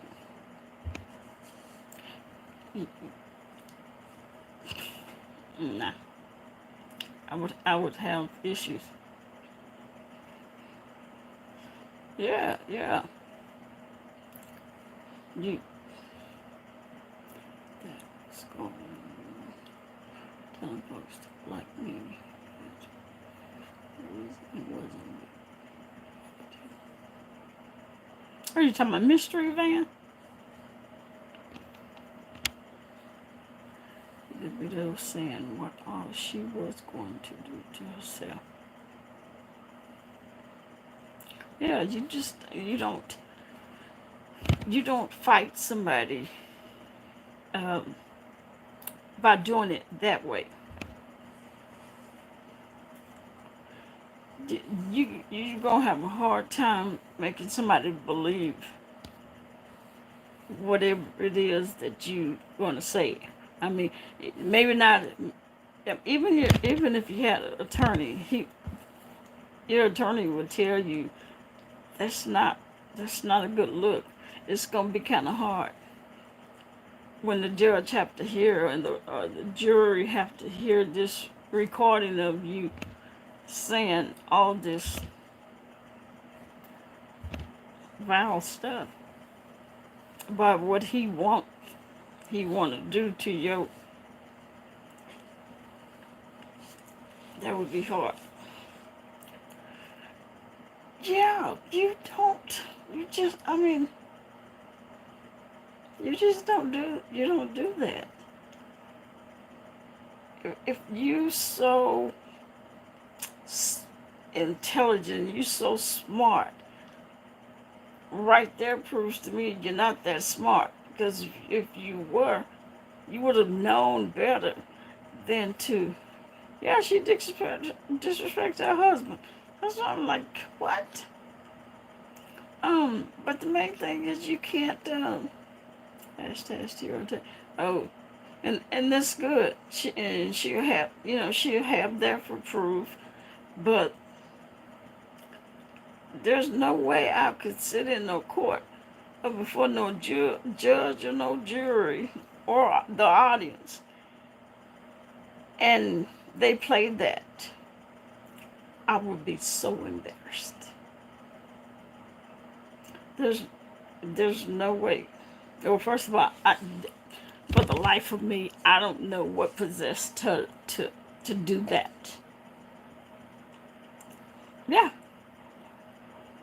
Sunday receipt. I don't send the receipts. Oh, but no, I'm talking about the recording, cause he played that for TS, TSA, who he thought was her job, um, FBI, and all these different people. And every time I heard that, I was embarrassed. I was so embarrassed that I would put my finger in my ears because I couldn't keep listening to that. That's how foul that was to me.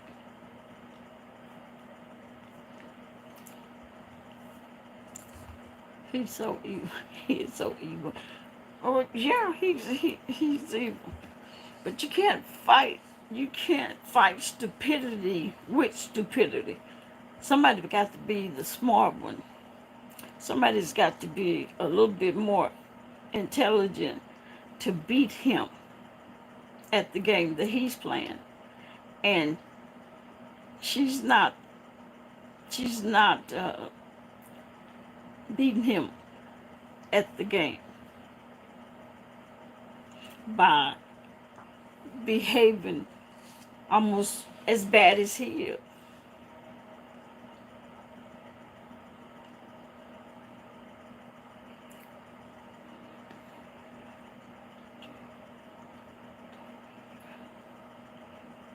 Yep.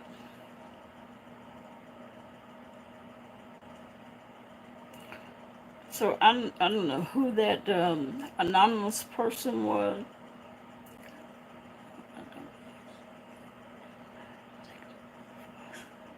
She's the cop for I don't ask you to do detective work for us. Yeah, who was Kiki or Sammy? Um, who was she's the one that was QI's I mean not QI, QB's mod, but when she used the name what was that other name? Was it Sammy? It wasn't Sammy, was it? She, she was the woman that had sent Jay Wilson a email or something, and he read it out loud. I think it was, and I don't even understand what all that was about. Even when it was done back a little while ago with it, I didn't understand it. It was something I didn't understand. Like country, everyone that way.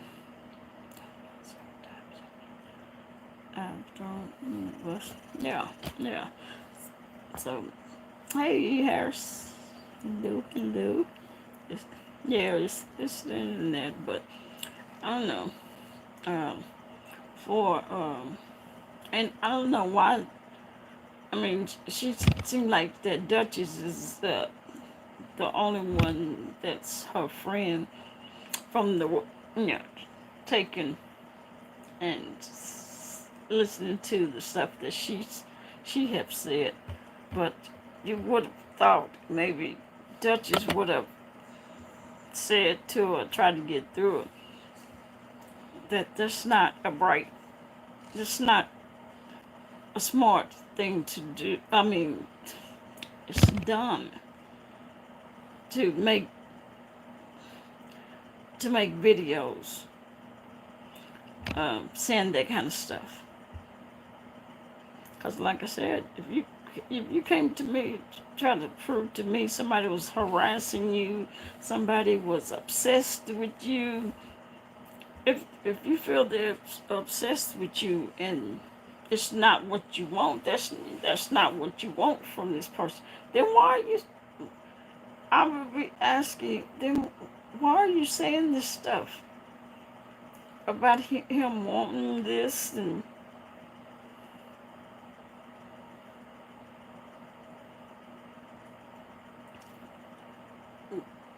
that? I would say, you know, it doesn't look good, and I don't know if I can even help you after hearing that. Hello, Edie Hair, how you doing? Nice to see you.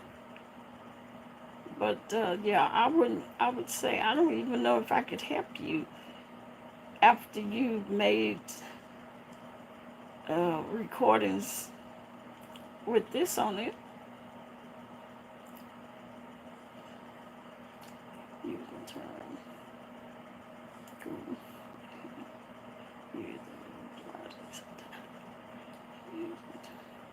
Yeah. Samantha first broke that story in the Let's check this. What story? Am I lost?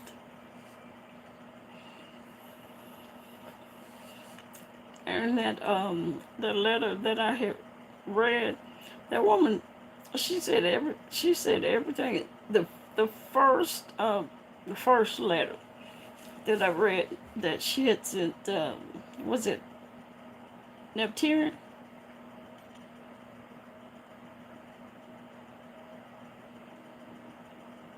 Hmm. Got yep, gotcha. Oh my gosh, this is my first what dirty feet bitch. Oh yeah.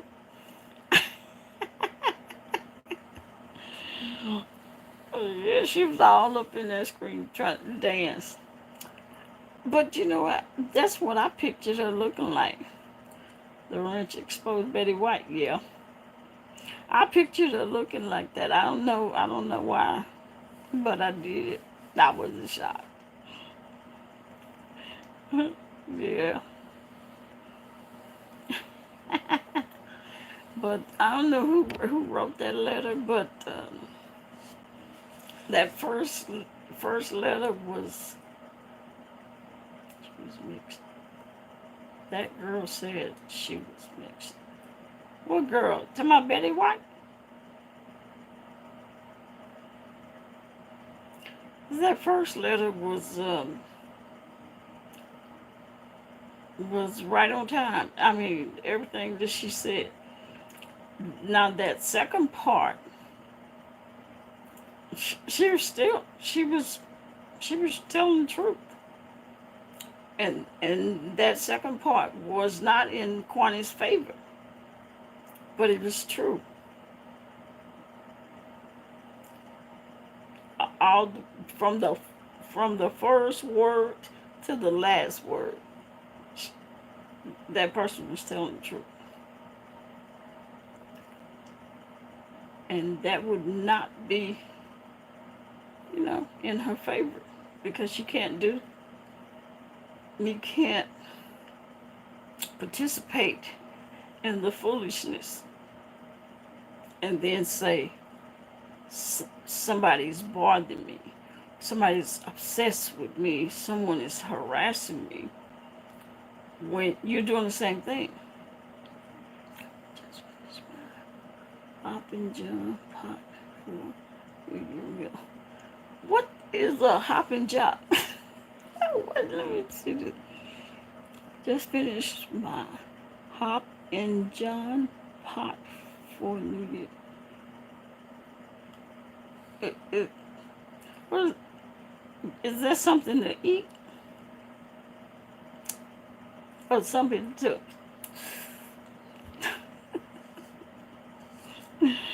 I don't know what Hop and John.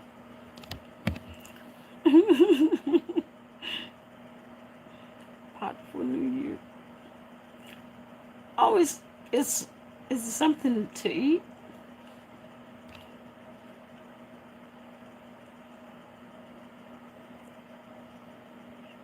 Black eyed peas and ham.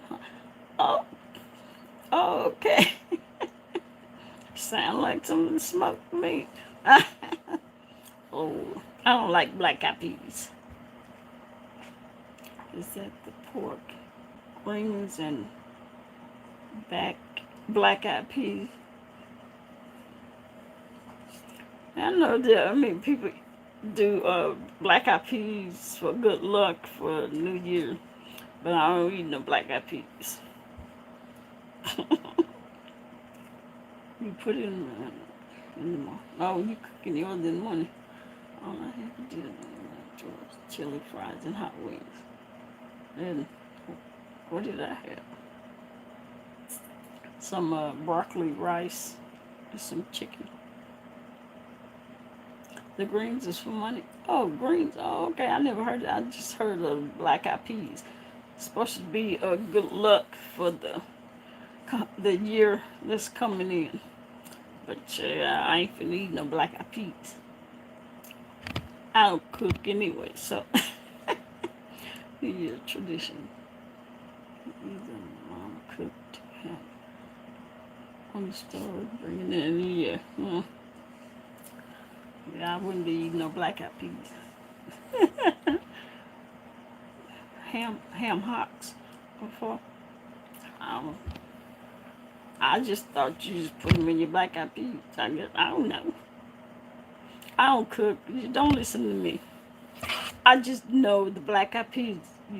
People cook them for the good luck for the year that's coming in. That's all I know. I ain't never heard about no ham hocks and no greens. Neck bones and stuff. Oh, okay. Neck bones. Chill. Ain't no meat on them neck bones. But I don't eat it anyway. I cook a side pot with butter beans. Butter beans. You like butter beans? Dude. That's them white beans. Them big, flat beans. Yeah. And what is it? It's tomorrow New Year's? What's the date? I don't know. I don't even know what the date is. Still don't. 31st. Oh, okay. Butter beans. 5 base. 5 bums, brother. 31st. Oh, child. I don't get wrapped up in no New Year. If it comes and I'm still, with the land of the living, it just comes. Ain't no big deal. Thanksgiving, Christmas, or New Year's. I know.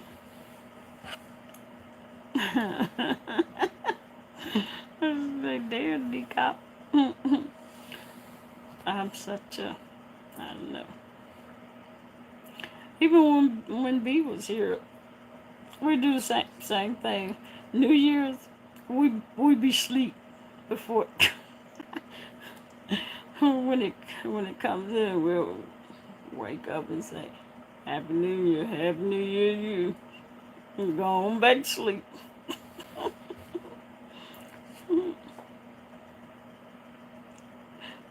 Happy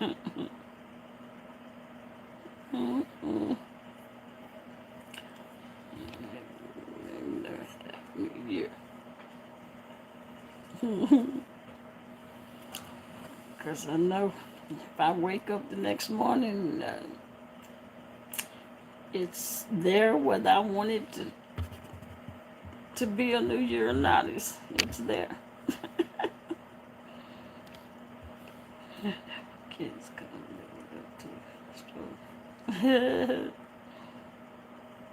Mm, mm, mm.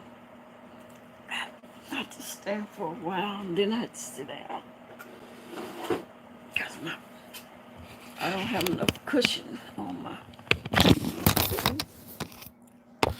butt.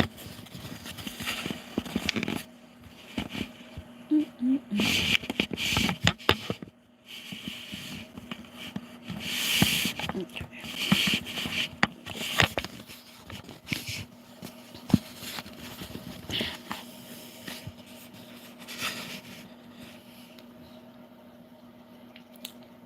Yeah.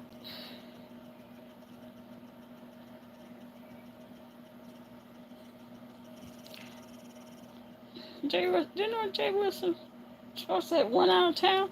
You mean he done came back already? I got some great cooking receipts from sharing over the holidays. Oh, really? Well, you gonna try them. Hopefully they gave you Oreo cookie, Oreo cookie cheesecake recipe. you can you can test it out.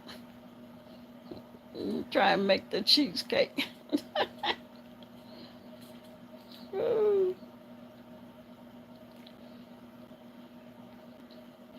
Oh yeah, Edie Harris still with us. Still with us. Yeah, I want me an Oreo cheesecake.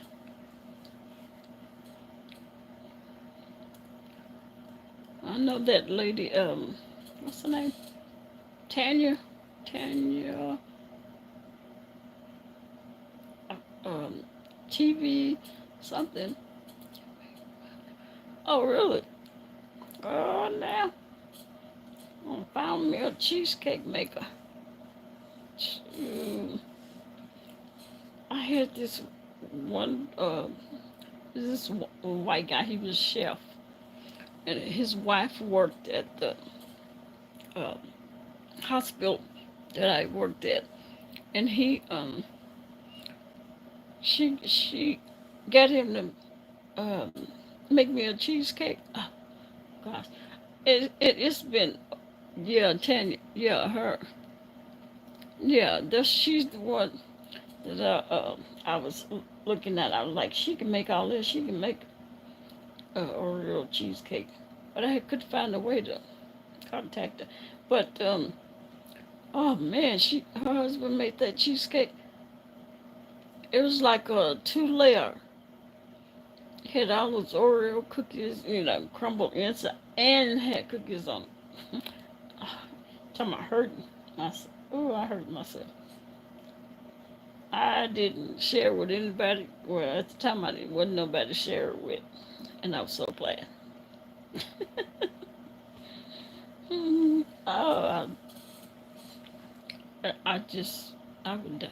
Well, I ain't gonna say I'll kill somebody or I die for Oreo cheesecake.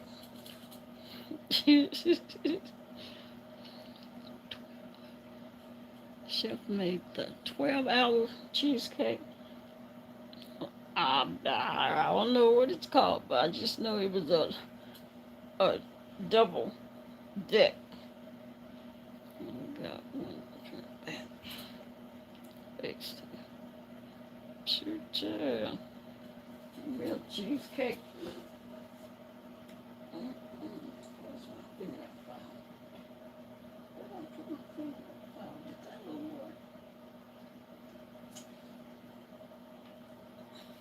Oh, here it is. I was looking for my fingernail file. My mother taught me how to make cakes and cookies from scratch. Oh, okay. Look at you, the baker that you are. Let's graduate. Oh, okay. Well, hey, I'm gonna have to, I'm gonna have to get you to bake me a cheesecake, girl. Mm-mm-mm. Cause I have been fiending for Oreo cheesecake.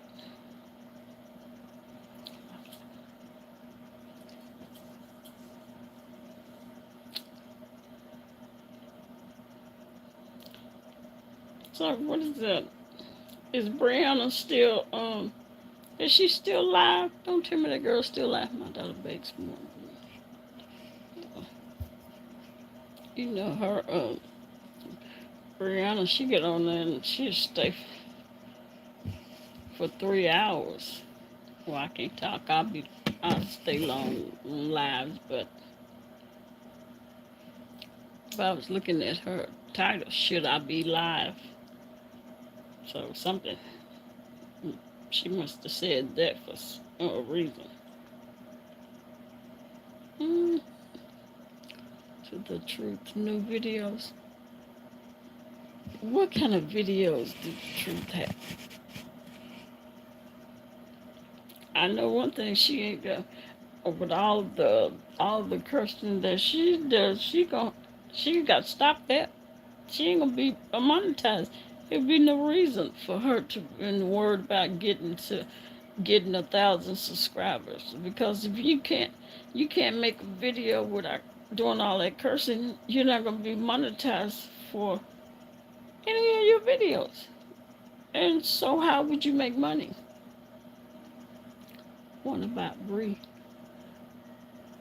What was she dogging her out? Probably calling her stinky or something. I, I hope she's trying to not do all that cursing.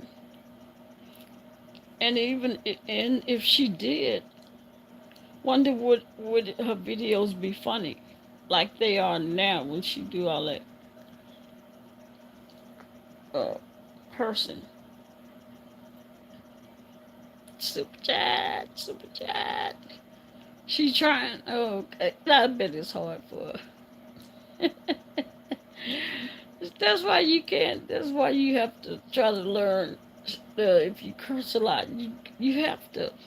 Um, you can't wait until something happens that you want to do and then just think you can just stop cursing like that. Especially for somebody that curse the way she do. That's a she learned that. She's been doing that for a long time. Yeah, you save money. Me too, cause I got my cable turned off. It's been off for probably about 8 months, 9 months, maybe a year. Ain't no, there's no reason to have it. Mm-mm.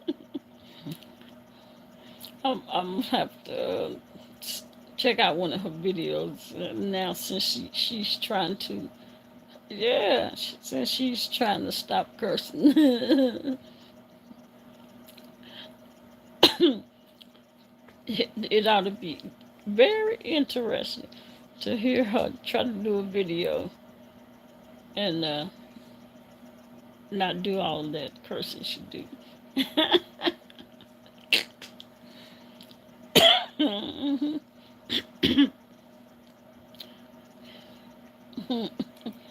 Yeah, super chat. And ain't no use of paying all that money when you can get entertained on YouTube. Cause believe me, they can entertain with all with all the mess that they're doing.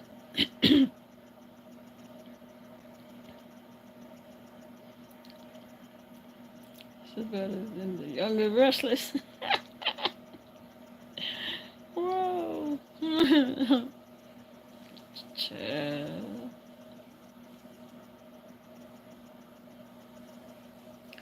People need it. Yep. You can put on TV shows too. Yeah. Like paying no. I was like, I am no longer paying $140 for some cable that I only watch. When I did have cable, I only watched my crime shows, the police crime show stories. Uh, shoot.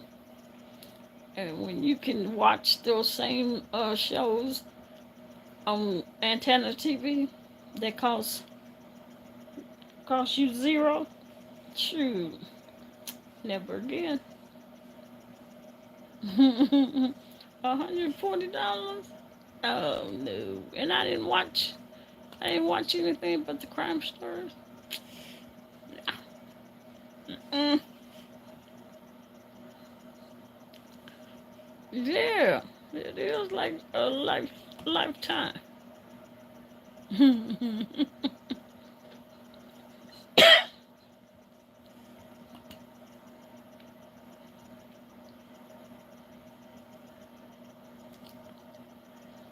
Yep.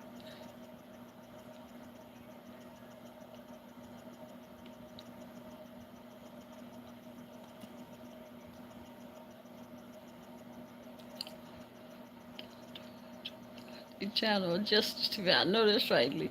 Yeah, they leave my Justice TV alone, free of charge. Trying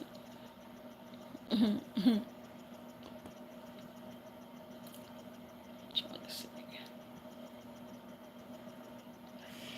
Hey, night owls. Yeah, we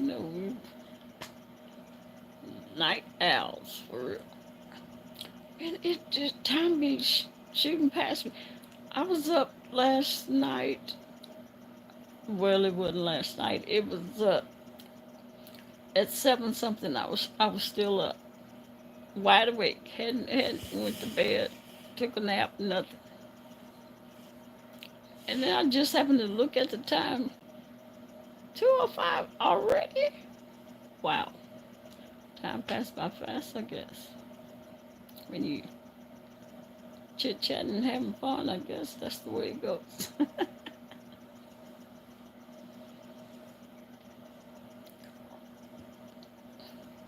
Yeah, took a peep and here we are. Yeah, we be up. People on here brave. Uh, please tell me, super chat or somebody. Y'all seen Kwani's video she did today? Where's Mo? I don't know. Flash tires calling people's mama. Yeah, showing crotch area. Ooh, Lord have mercy. um, that last video, she had a video today, not too long ago, some hours ago or something, and she did one yesterday too, and it was called Ogun, Ogun. The title, I don't know what the hell she was talking about, and the video, both of the videos, none of those videos didn't make any sense, none whatsoever. So I was wondering if anybody else seen it, and if it was just me. I lost two videos, and I couldn't understand anything. No, no. Somebody got to tell me it's not me. Please let me not be me. I mean, crotch area. I'm scared to ask about that.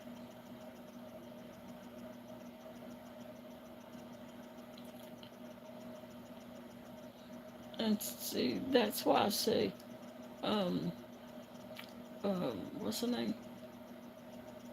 Um, look, there go my, mm, there go my dementia kicking in. Aquani. Okay, that's um, that's why I say you can expect for people to believe that, you know, this person is obsessed, this person is harassing you, this person is, I mean, if you're racist, you're racist, and I know she probably have proof of that, but the thing is, the most important part is not, hey, read the baby.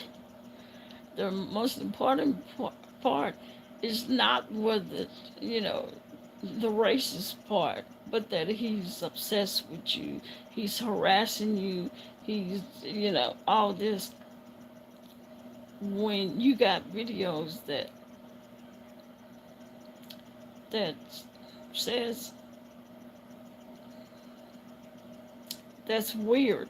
I mean, that doesn't make any sense. That old gun, those two videos, old gun, I don't know what that meant. Even the content of the video, I was lost. I don't know what the hell she was talking about, or she. But then you got videos where you saying all that foul stuff. That's not gonna help you.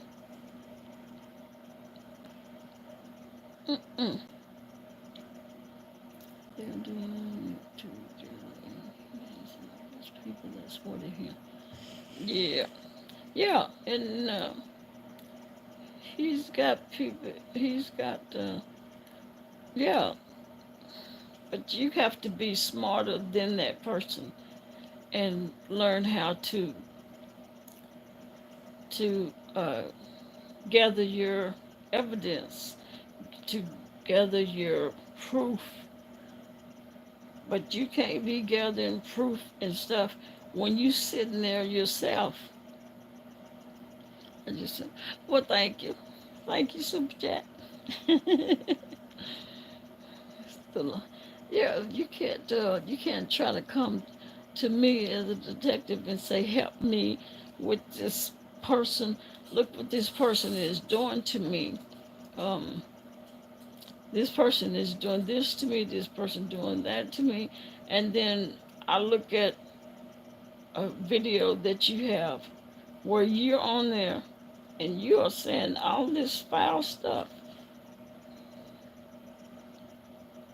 that you want me, don't you, Jason? You want some of this?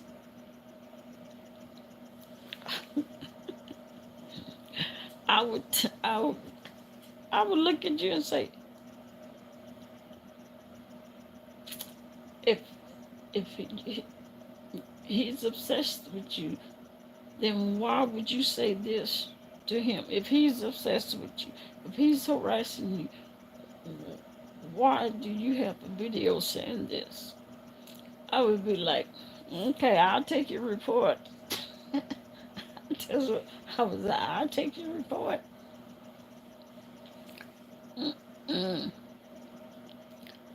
Can't take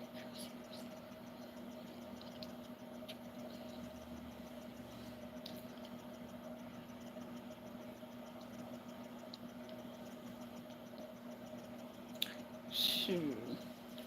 I went to bed, I think, at 8 o'clock.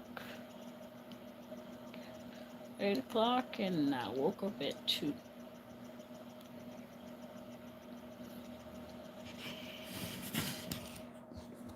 Look,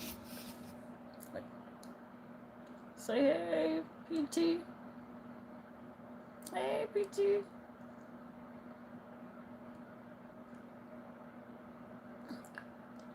PT must got a show.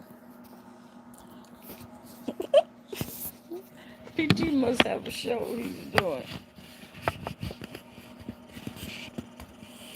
Who is that? PT. You don't know PT? PT.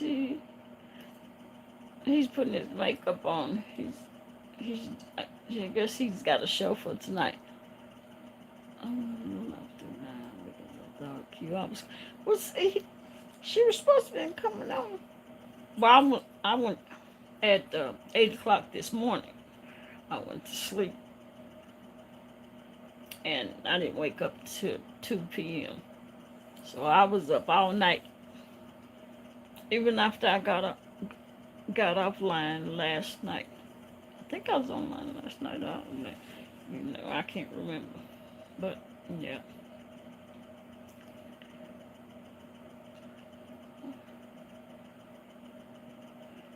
I never seen PT put it put his makeup on.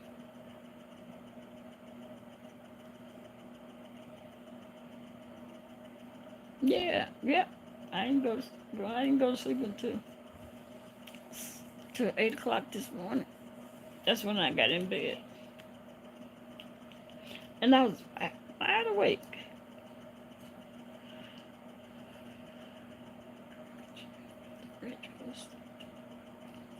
Posted emails and the green book. She got herself into that. Oh, wait a minute. The wrench posted what? Emails? You say emails of who? No, Kiara never did come on. And it's supposed to have came on at what? 8 o'clock. 8 o'clock. I don't know what happened to her. She didn't show back up. She didn't. She didn't say nothing.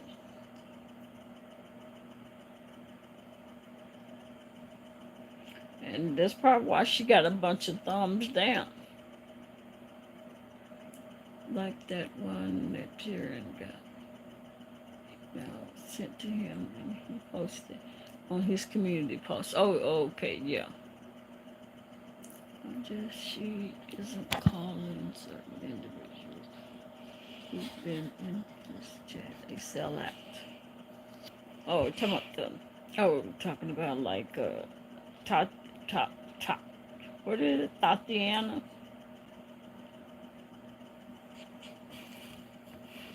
Um, no, because him and Jason is the same. Can't nobody make me believe anything different.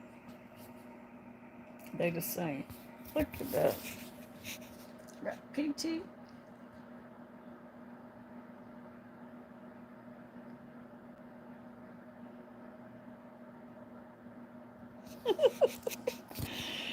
Oh.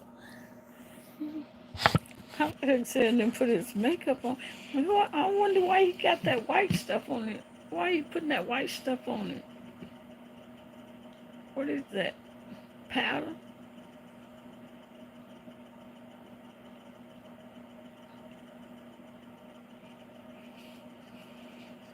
I'll never ever like Jason. Oh no, he's racist. Um, Flirting ZT is child, please. Why would you be? Why would you help? Oh, help his foundation dry. Oh, okay. Cause I was like, I ain't never seen nobody put the white stuff over their makeup.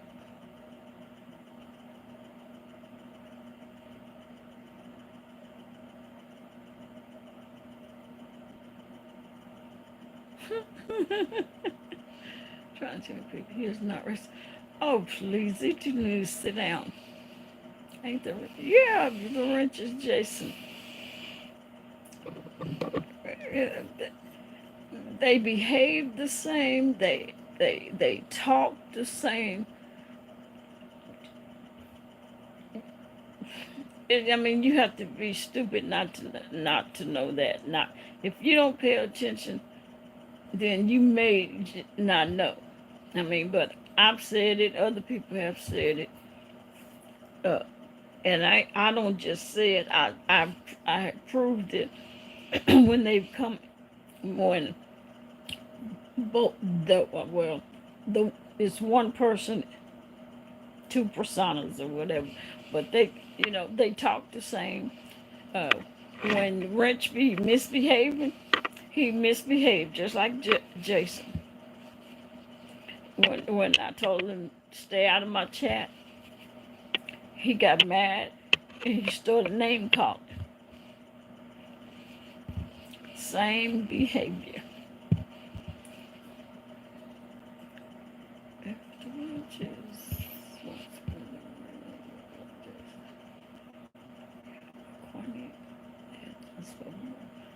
Black is the Wrench. I mean, she can be one of them. I mean, they really are just names, but the person behind all of them is the same. I mean, and he can just let somebody else, you know, do like if it's outspoken, if she, you know, she can get on the computer and act like, take over the Wrench. When he said that outspoken was the top Wrench. Oh, really? Hmm. Yeah, that's a lot. That's a lot of accounts. So you know how many wrenches it is? Because I think I got like 8 of them blocked, 8 to 10 wrench accounts blocked.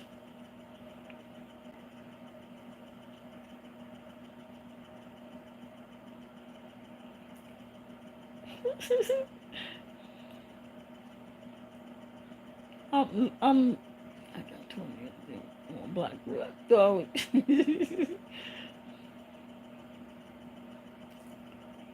the wrench that was attacked, y'all, and what was black. Well, we don't know which. um, um, because Jason is the wrench, and Jason and all them other names that he used. Like now he's using, what is it? The Department of Justice. He changed it to the Department. First it was Jesus Christ, and then Peace Out, y'all, and you know all those is one person, and that's Jason. Well, all you have to do is let somebody else take over that account. You know, if it's outspoken, she can you know, do whatever it is he wanted to do with the wrench. Just like at one time he was telling when he told the wrench that he reported wrench to the FBI too. Now, that's crazy. He only did that to try to make people think that he was not the wrench. Cause how you gonna report a blue avatar to the FBI or report yourself to the FBI?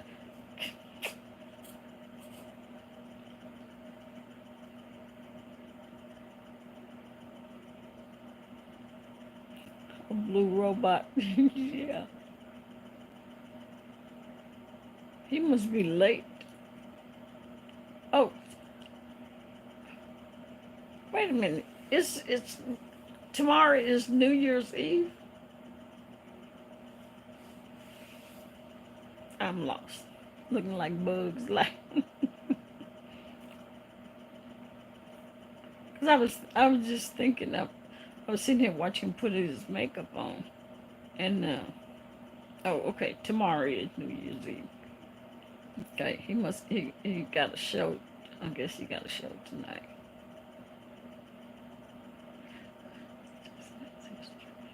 Tasha K to Camille's corner. And who else? Oh, it was somebody else.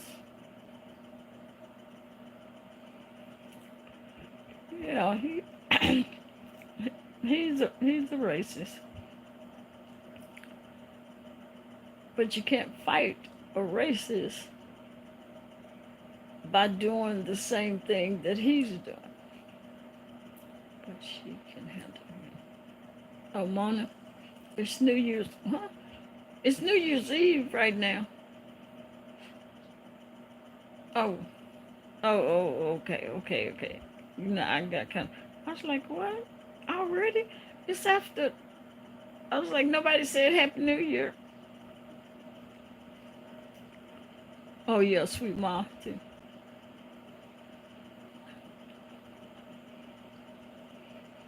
Oh, okay. I'm sitting here watching PT put his makeup on.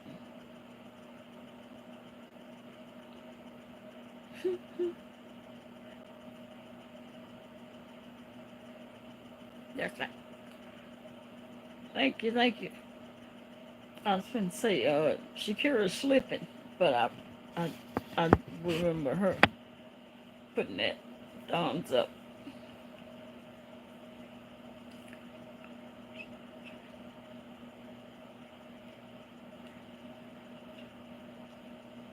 Mm. Okay then, PT. PT moved to Houston.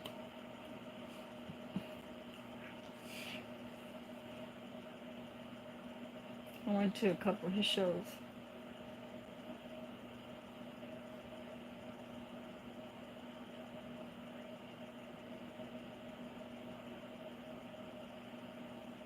So is he gonna put some more makeup on top of that white powder?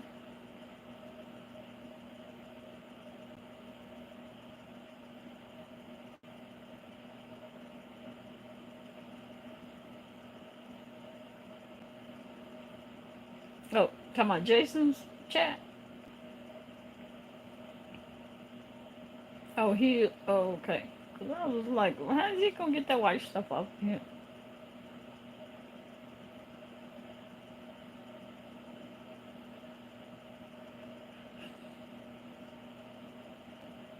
Well, yeah.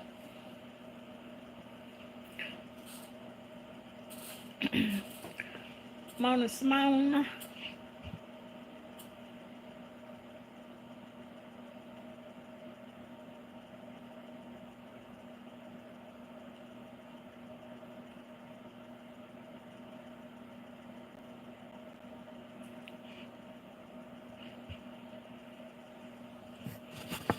I had to let y'all see PT. What's up?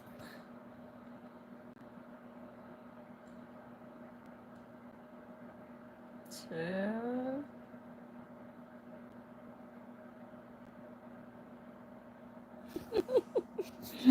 He put that makeup on. It's funny to me.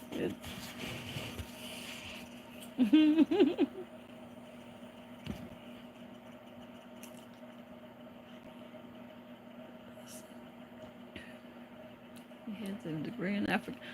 Uh, he ain't got no degree in no African studies.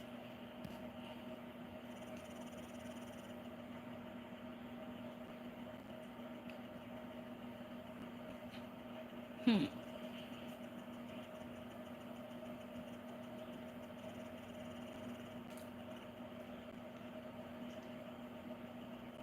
And she did it PayPal, and Mona wanted Cash App.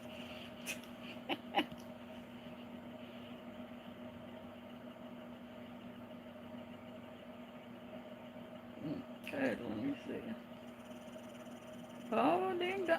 Hey, then go. Then PT, he putting that makeup on.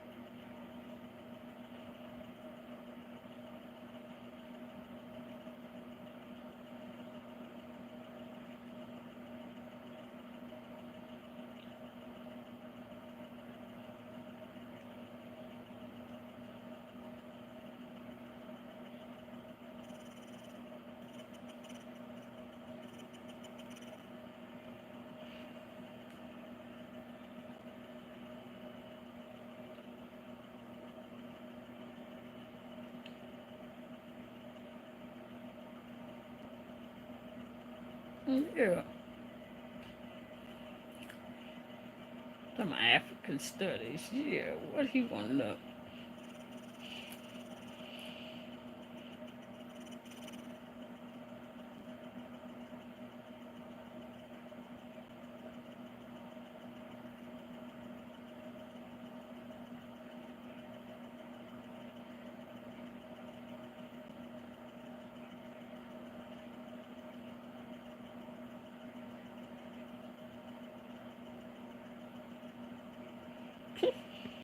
I'm all in his makeup.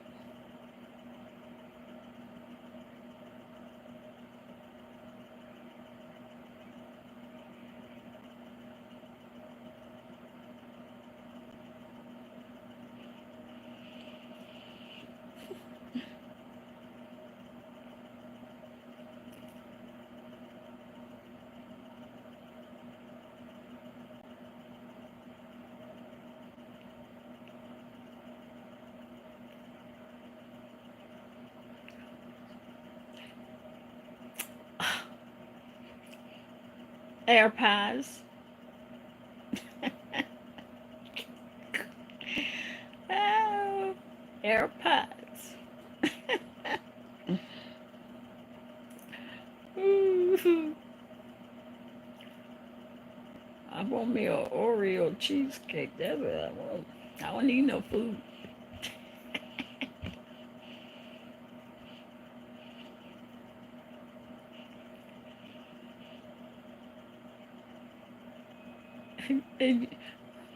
What you want, the air pie or the Oreo cheesecake?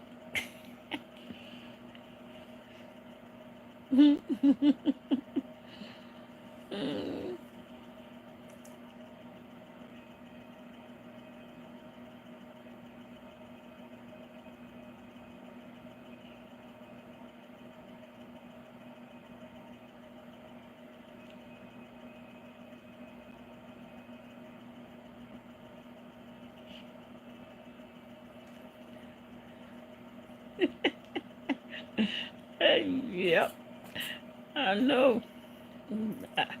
That's all I should want, but I'd rather have the Oreo cheesecake.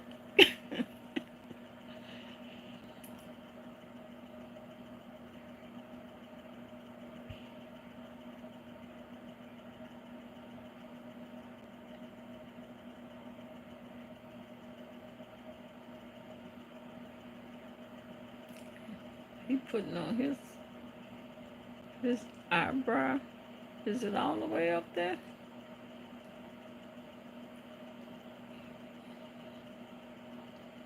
Oh, she went off on Mama.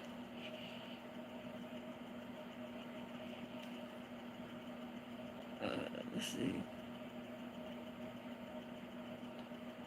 She told Jackson, just pointing and Tracy. He only clicked with no, like with Trish. Preparing my dinner right now. What you cooking, Rita baby?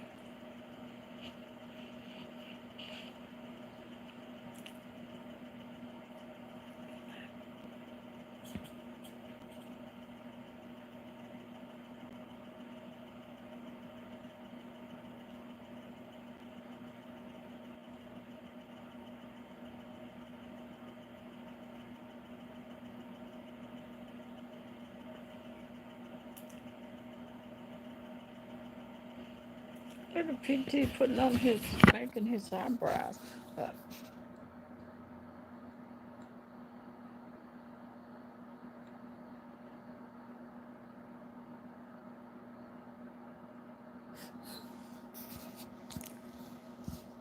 is your eyebrows way up there?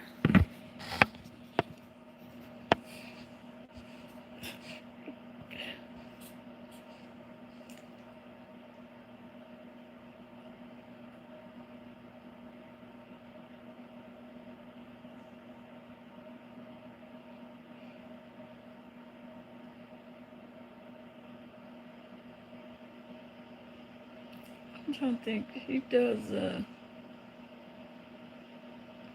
Live in my tooth cavity for skin the cold. Shrimp pasta. Ooh, that sounds good. Sweet potato souffle. Never heard of that. Potato salad. I don't eat potato salad. Meatballs, turkey, macaroni and cheese, Brussels sprouts. No, ma'am.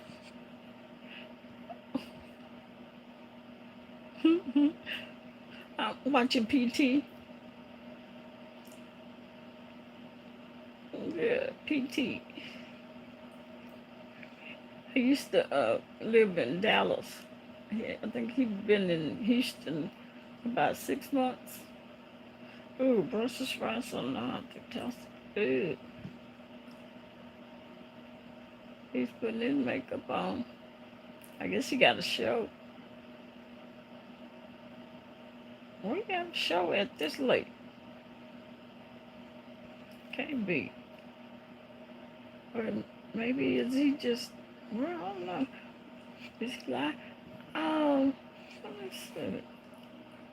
I was thinking it was live, but at this time of morning, I don't think he'll be putting makeup on. He done missed his last. Oh, okay. It says last makeup tips video for 2019. Oh, okay. I guess he's just doing the makeup tips. Okay, then. Because he does, is it Patti LaBelle? I think I think he does the Patti LaBelle. Then what?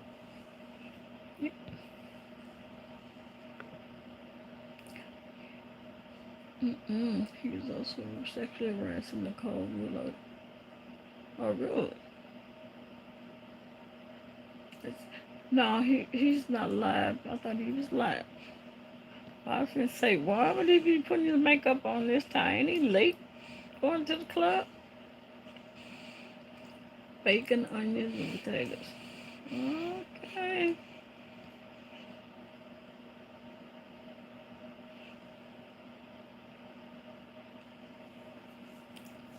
Go on then, PT.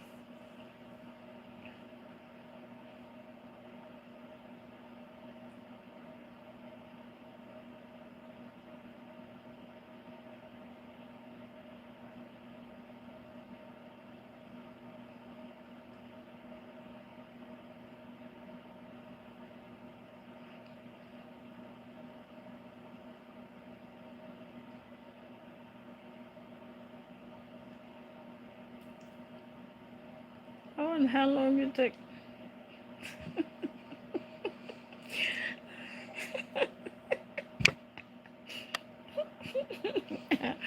I'm retarded. It looked like he was waving at me.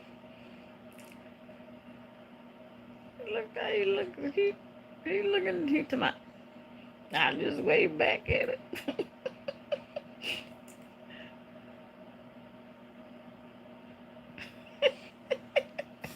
Oh, PT.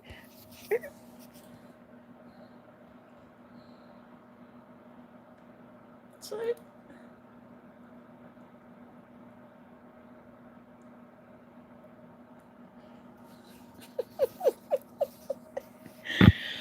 Oh, if y'all would have seen him, you would have saw that he could see me. I mean, he was like, and then he said,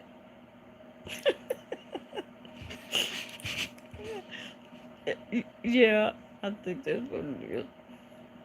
But he getting that makeup on.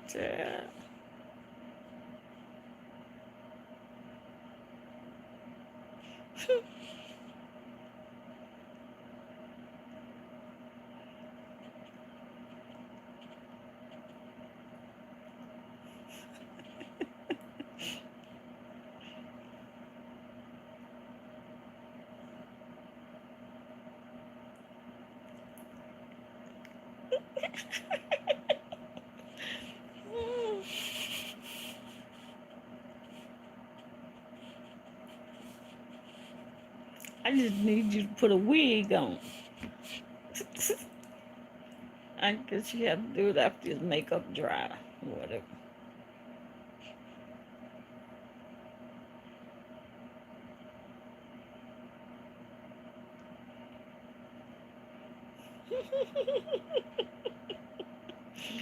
Oh my goodness. He say he look a mess. Oh, he looking all cute now. Where he getting that?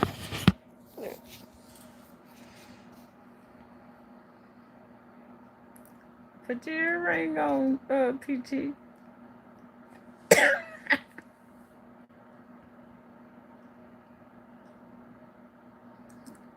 Did you lose your other earring? He digging for that. Looking for the other earring, child. Yep, I guess he didn't find it. You got to put on another kind.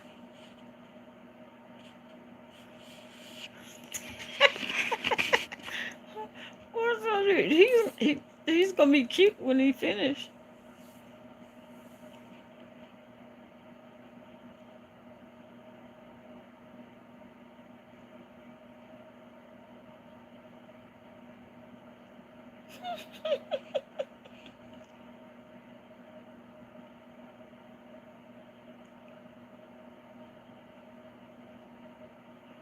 Got on his lipstick, you know.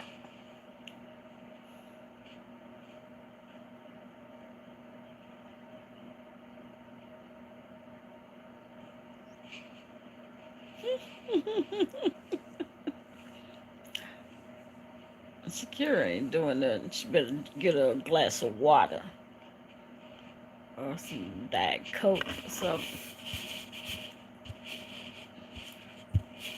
She's too young to drink.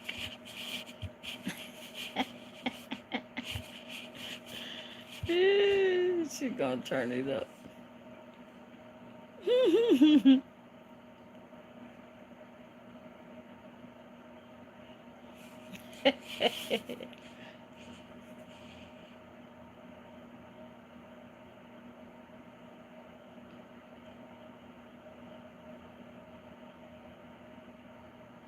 Okay, he painted them eyebrows on good. I guess he a pro at it.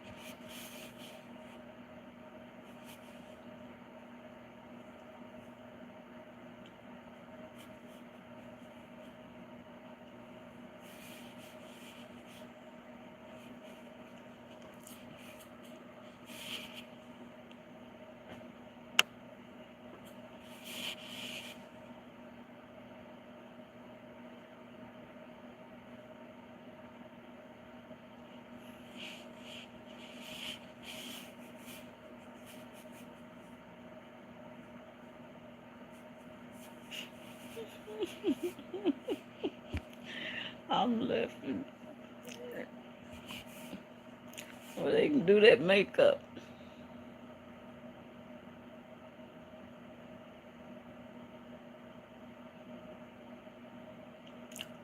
My sister then was like, "Listen, you gonna let us do a makeover, a makeup, do your makeup." I was like, "Mm-mm." They said, "Come on, it'll be fun." I said, "Okay, I'll let you. One day, I'll let y'all do it."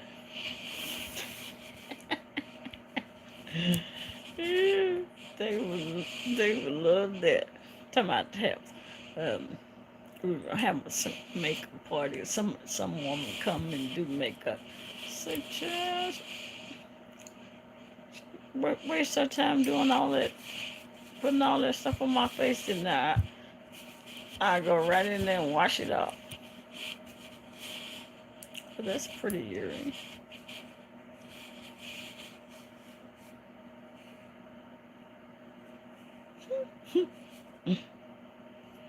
Waste the makeup.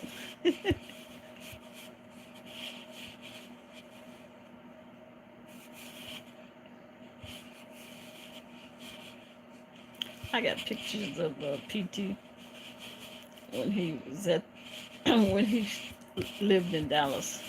And he was doing this show one night. I was there.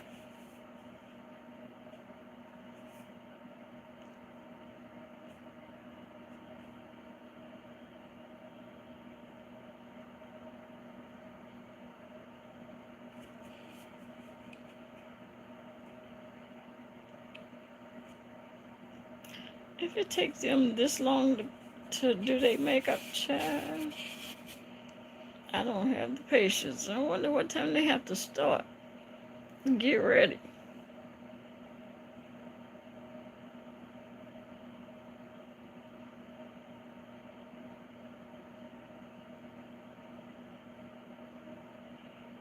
Looking good, looking good.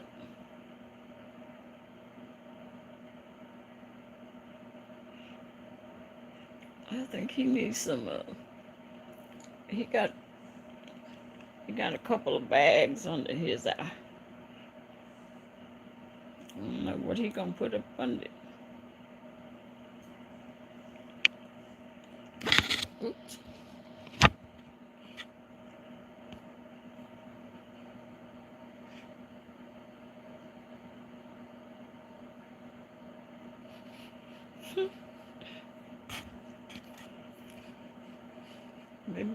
Maybe making sure them eyes are.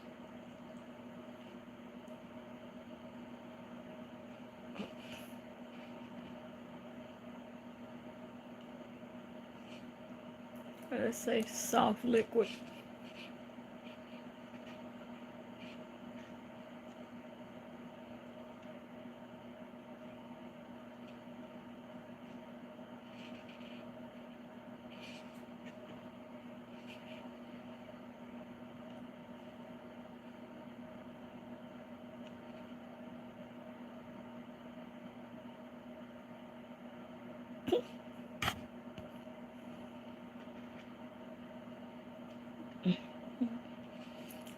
He's Shakira gonna turn up into the New York child.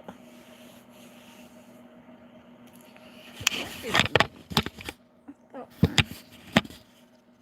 my thing was charging.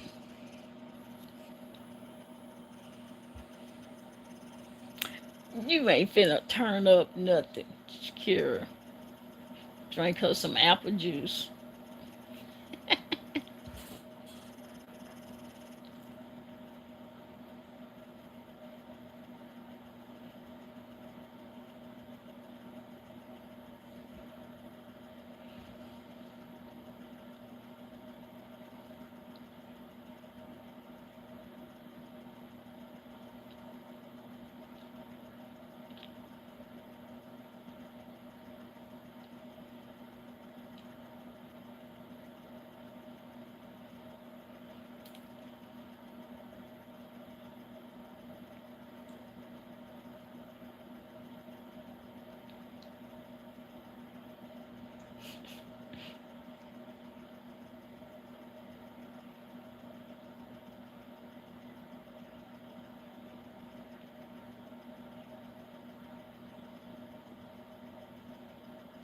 So is that white powder? Is that like setting, makeup setting? No, look.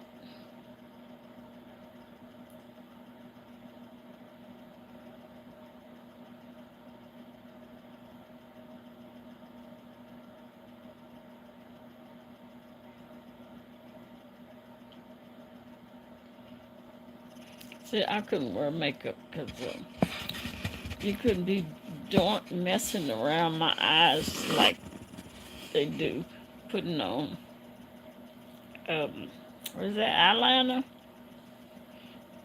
Oh, and the mascara. Mm-mm.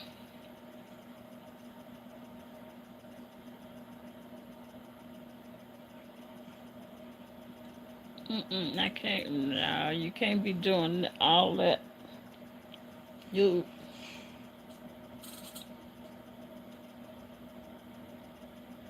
you can put his eyelashes on there.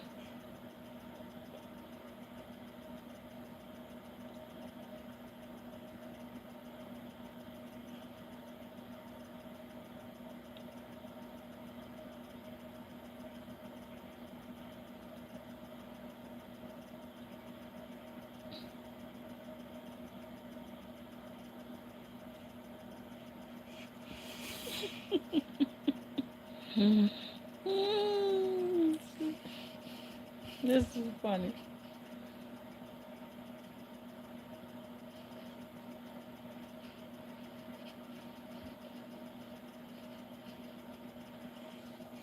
He almost got it. Look, right, he getting close. Look, PT.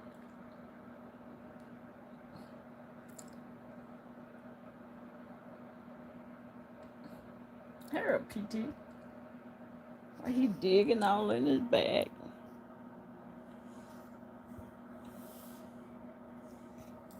I guess he looking for something.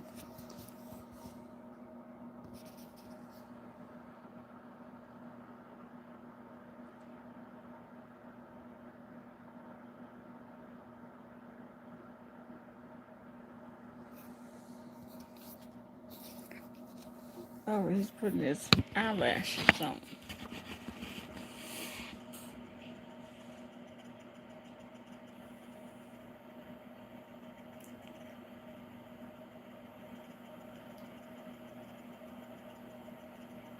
I don't know where you stick the eyelashes at.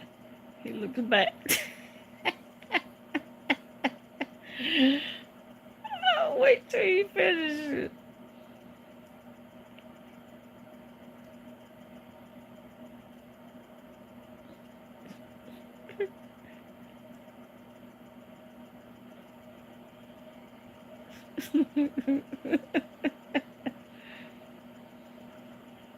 Must be blind because he looks a mess. Oh, he's gonna get it.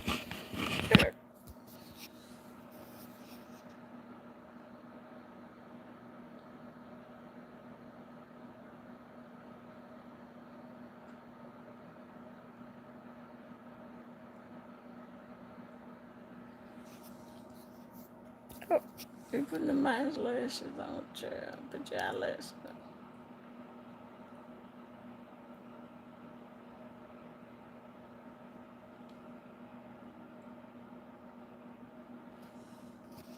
See, you couldn't be doing all that. You couldn't be putting all, messing with my eyes like that.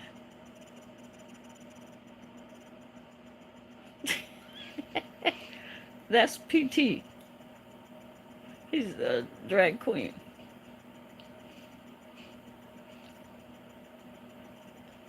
He hosts shows at the club, drag shows. Wait till you finish and put his wig on. I hope he put his wig on. He does, I think Patti LaBelle, yeah. He like a RuPaul fan too. Probably so.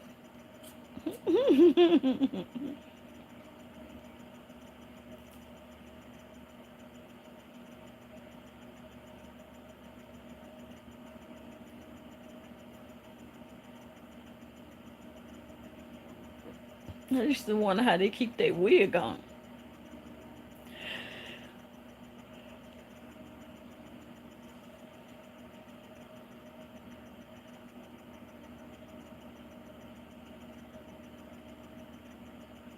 But I guess if Tracy keep hers on, yeah, I guess he can keep his on too. Mm.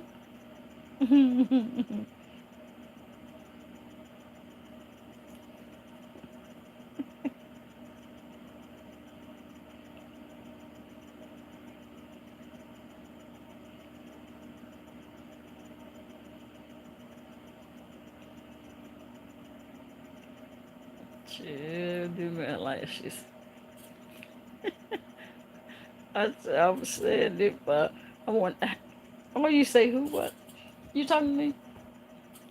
I was saying if he could, he can keep his wig on, and I guess I know if Tracy can keep her wig on, I guess he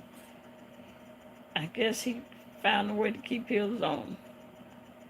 I hope they don't slide off easy, cause he ain't got no hair. He don't have no hair or nothing. Keep it to keep it on.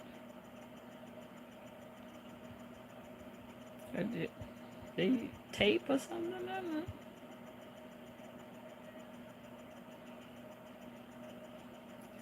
Ooh, them eyelashes would wear the heck out of me. I'll be probably swatting at my own eye.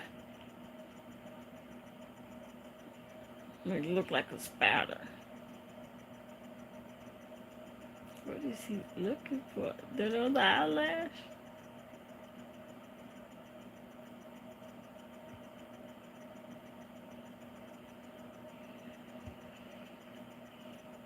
Oh, you don't know Tracy?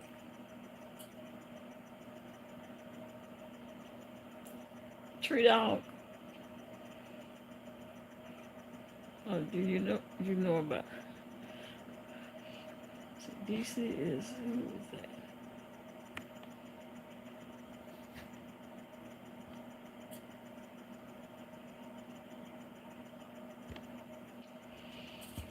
Oh, my butt hurt. Yeah, Tracy. I just said you don't know Tracy.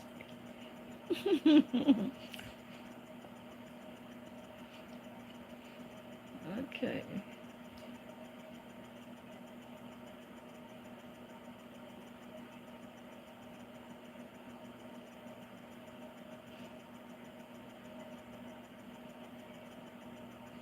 Now go to second eyelash.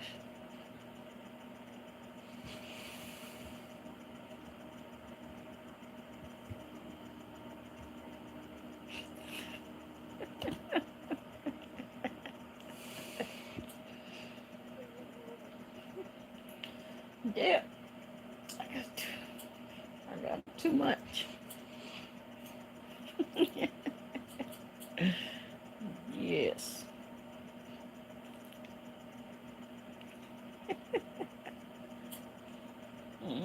I got too much. I need a haircut.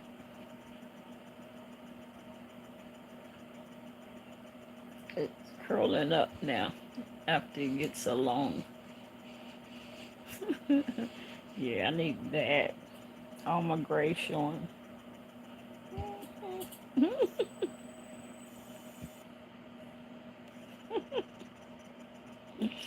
Ooh, ow, my butt hurts. This stool is uncomfortable. I don't have enough cushion.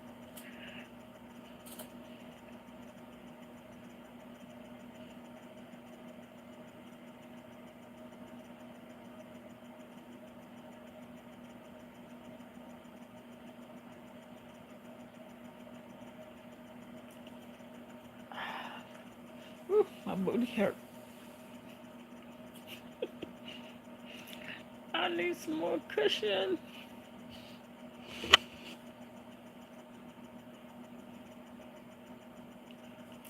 Cushion, cushion. Oh, oh my. Okay. Oh, I'm getting too old. Whew, I'm cold.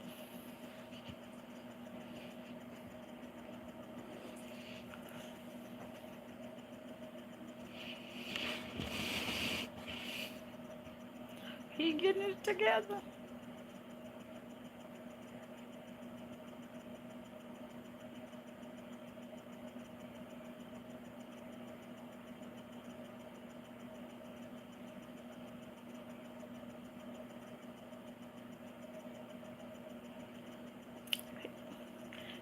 He pulling it together.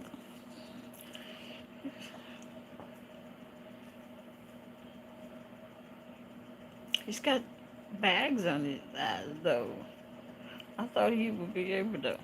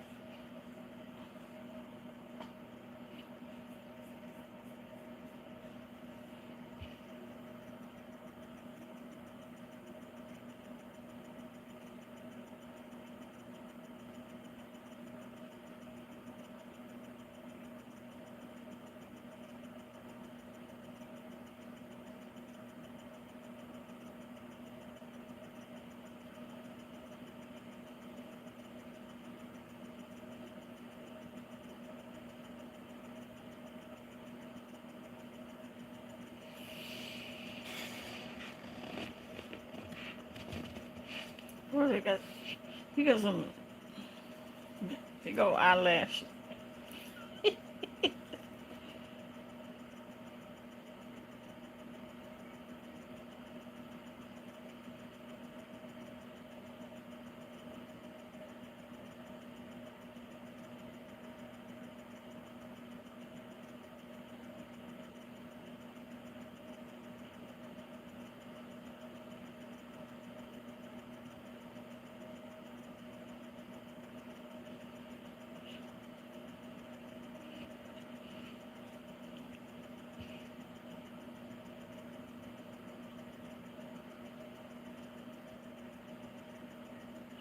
Only do James do his do makeup to words like that. I find it interesting when they do they put their makeup on. It's a long process.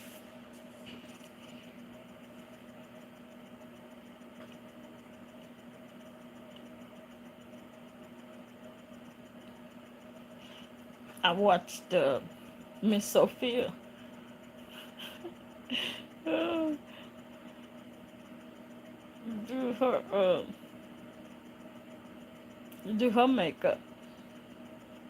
It was like totally like quite interesting to come in there looking like a older man and then leave out there looking like a pretty woman.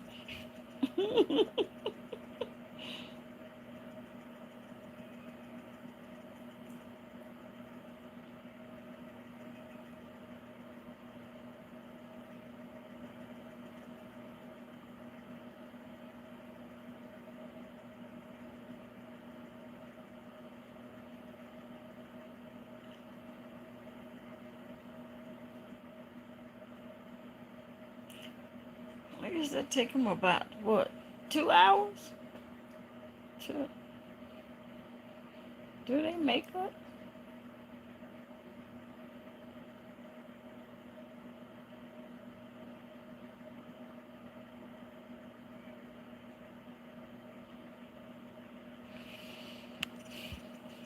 We got something else to talk about. Yeah, talk. What y'all don't talk about?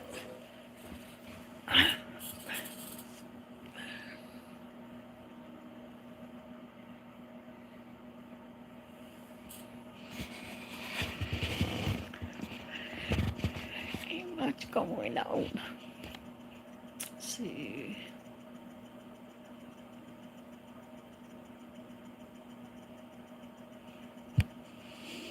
Oh, talk about it. Talk, talk, talk. Ain't nothing else going on. I know somebody is probably still alive.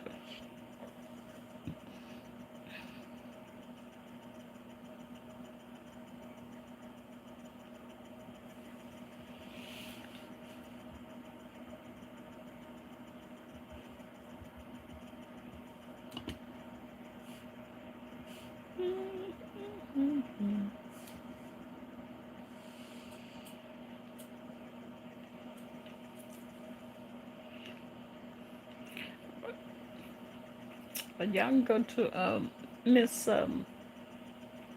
B Town. Her she live.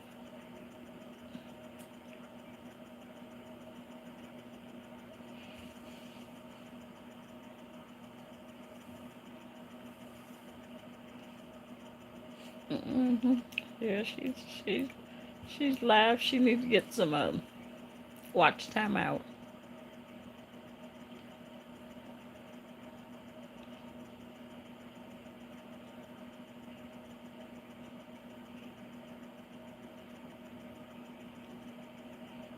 Yeah, 'cause I'm not gonna be on here too much more, too much longer. I'm just gonna do my read my stories, and I ended up being on here this long. How about that? Okay, right. Patty, let me see, Patty LaBelle. Mm-mm-mm-mm. Mm.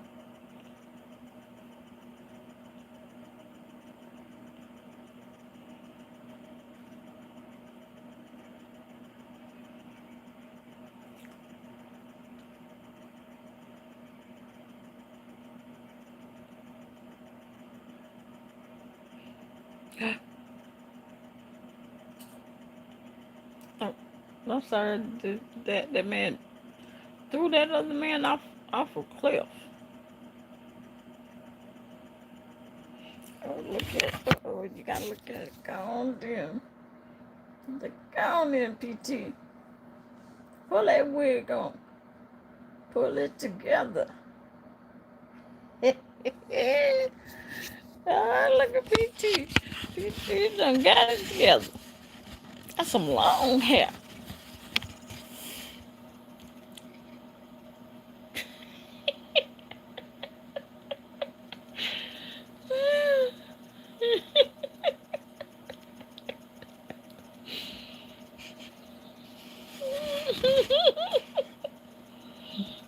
That's all right.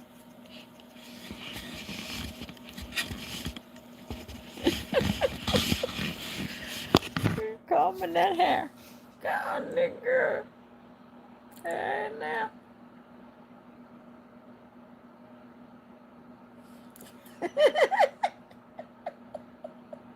How you doing? Doing the Wendy Williams.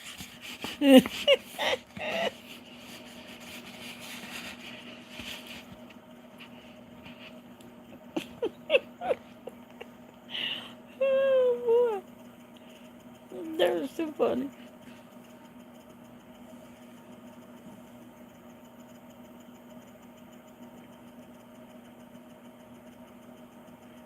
It's that. Oh, Wendy Williams do wear hair like that, don't she?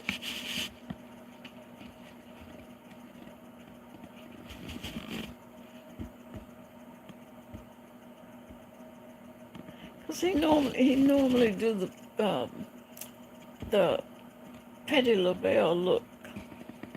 I guess he done changed over to Wendy Williams.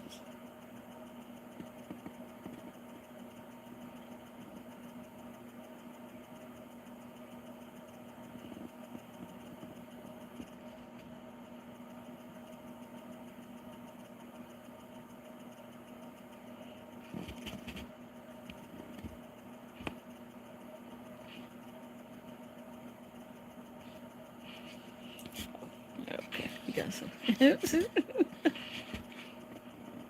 Yeah, cause my battery is about to die, even though it's plugged up.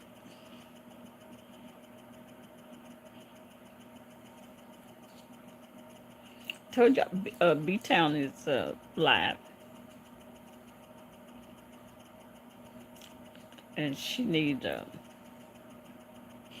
watch time hour.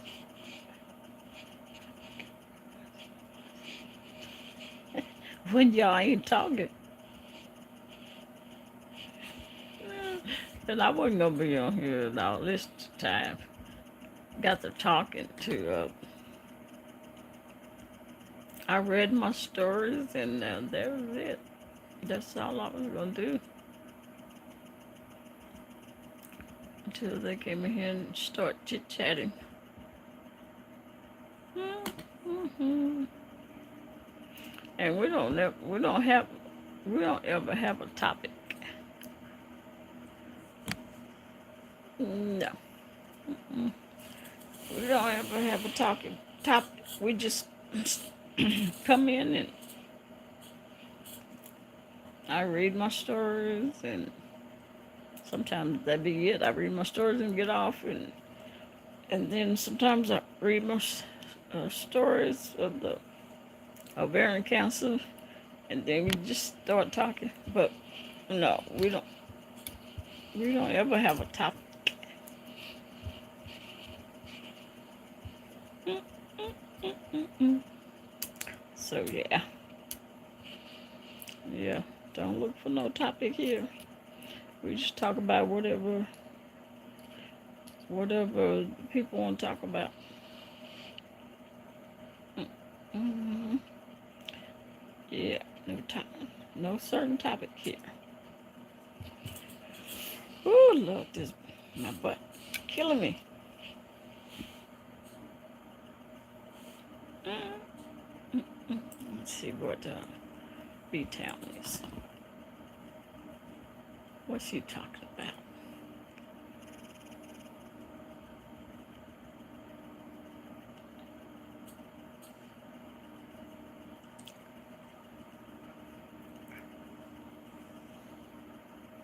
Mm, she got her bubbles up.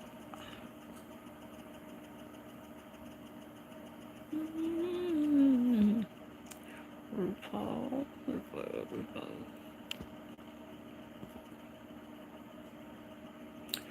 Mm,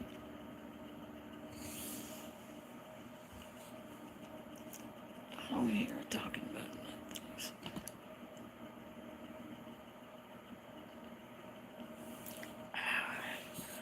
Hers is silent. Let's see.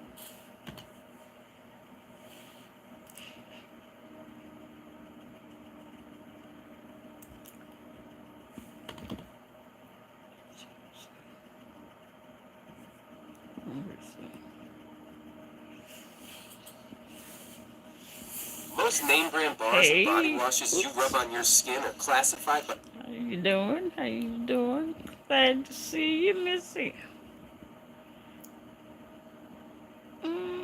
the FDA as synthetic detergent. It's not Yeah. even real soap. Stop. Yes, yeah.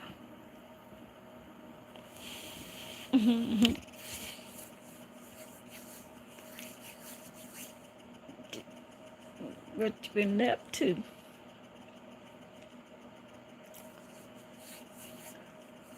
Waiting for the new year to come in.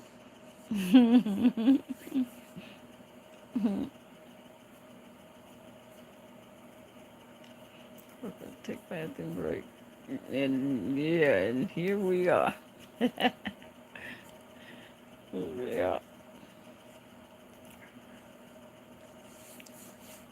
Mm, yeah.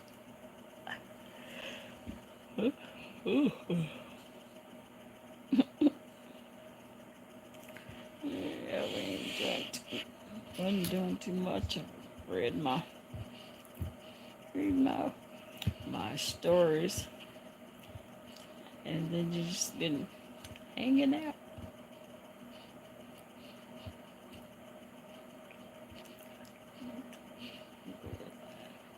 Let me creep in. Well, I'm glad you stopped in. Yeah, glad to see you. Mm-hmm.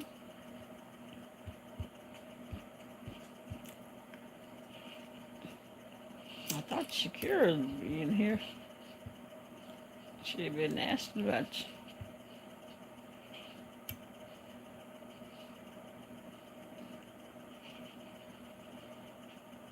Mm-hmm.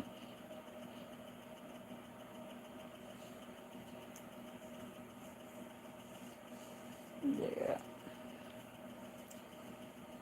Shakira.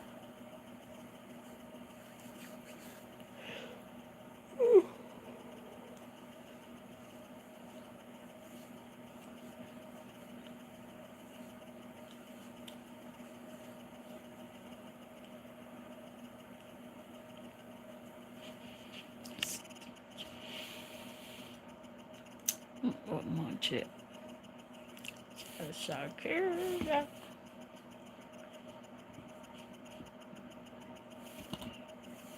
Mm-hmm.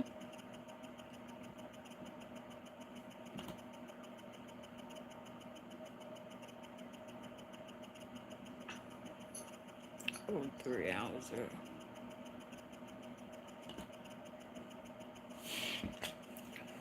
Oh boy.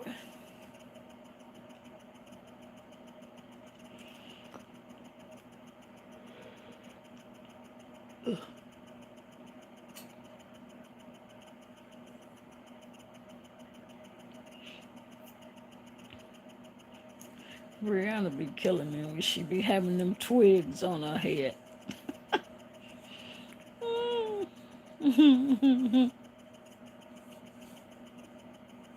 And she have them twigs on her head.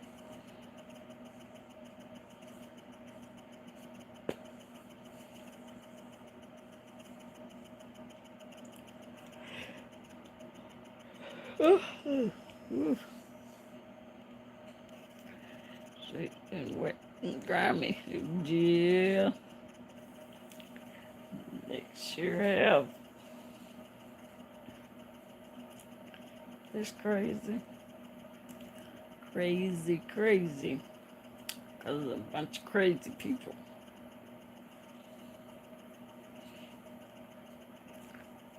Yes, a bunch of crazy people.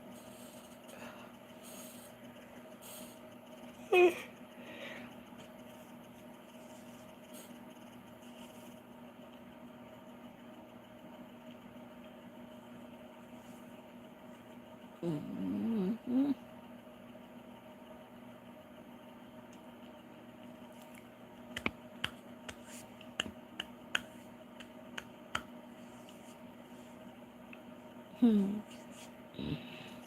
Alrighty. Get my butt off of here. I get out this chair. This chair is making my butt hurt. Yeah. I guess I'll check the see who's out, who's got a live, and then lay my butt down.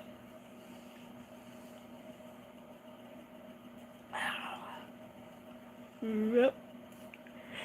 I think I'm out. So I ain't getting enough sleep. This morning when I ain't go to sleep until I didn't go to bed until like 8 o'clock. Then I woke up at 2, and I've been up ever since.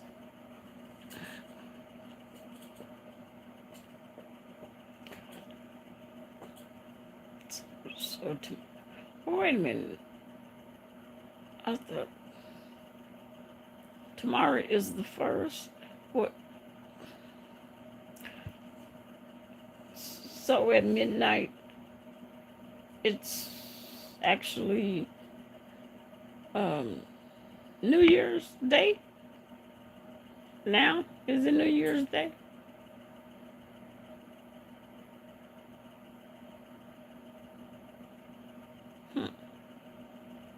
It's New Year's Eve.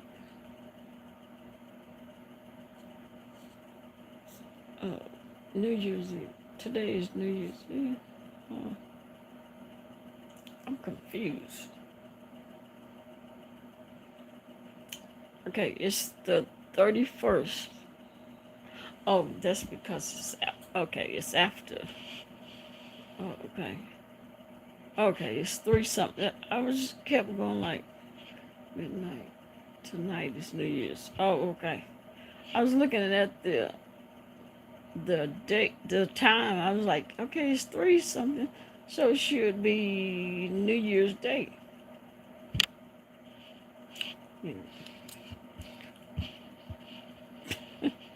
I tell you, my life is quite boring.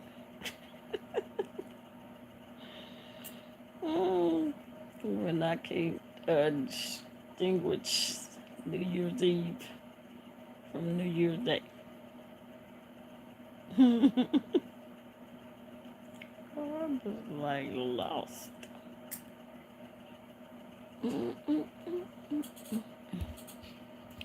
Sure, I was gonna say I'll be asleep, but no, because I usually be on here when 12 o'clock come. Mhm.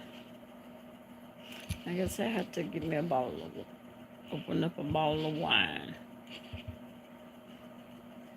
Bring me some wine tomorrow.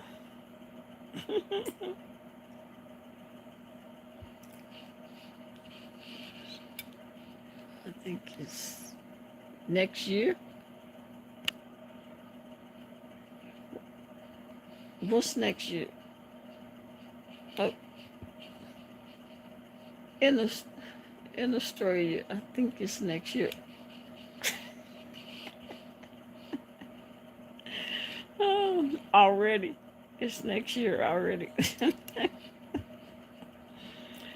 Oh boy. Mm-mm-mm.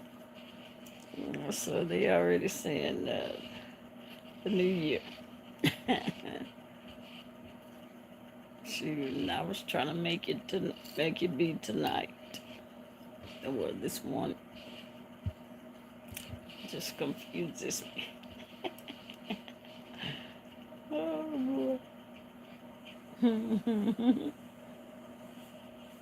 Mm. She already.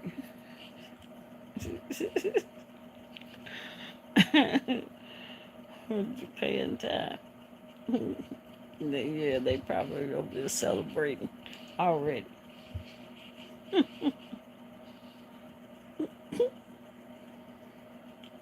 Yeah, I got to remind give me a bottle of wine now. Get here fast enough. That is right, 2020. Ain't that crazy? 2020.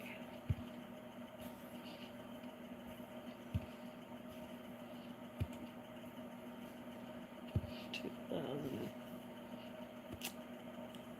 Yeah, it is almost here.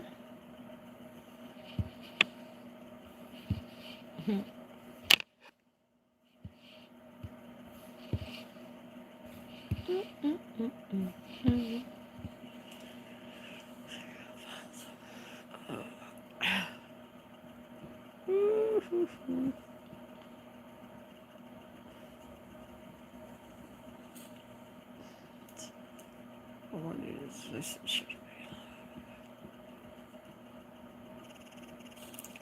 Oh boy. Well, okay. I guess I'm gonna get off of here. Y'all good people. I think heck, B-Town is over in her channel. If y'all don't want to go to bed right now, she's over there trying to get her watch time out.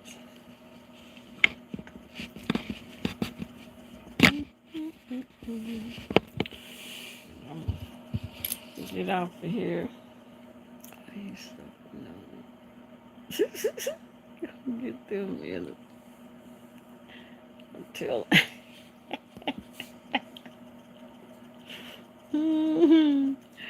All right, there, butterfly. You have a good one. Happy New Year. And hopefully we'll see you sometime soon. All right, y'all. Well, I will see y'all later tonight. All right, Rita, baby. You gonna soak you some black eyed peas?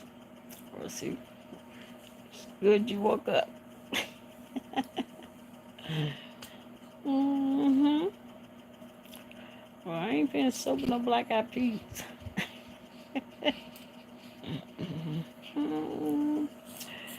Look. All right, Denny Harris. All right, all you good people. I am out of here. I will see y'all tonight. Have a good one.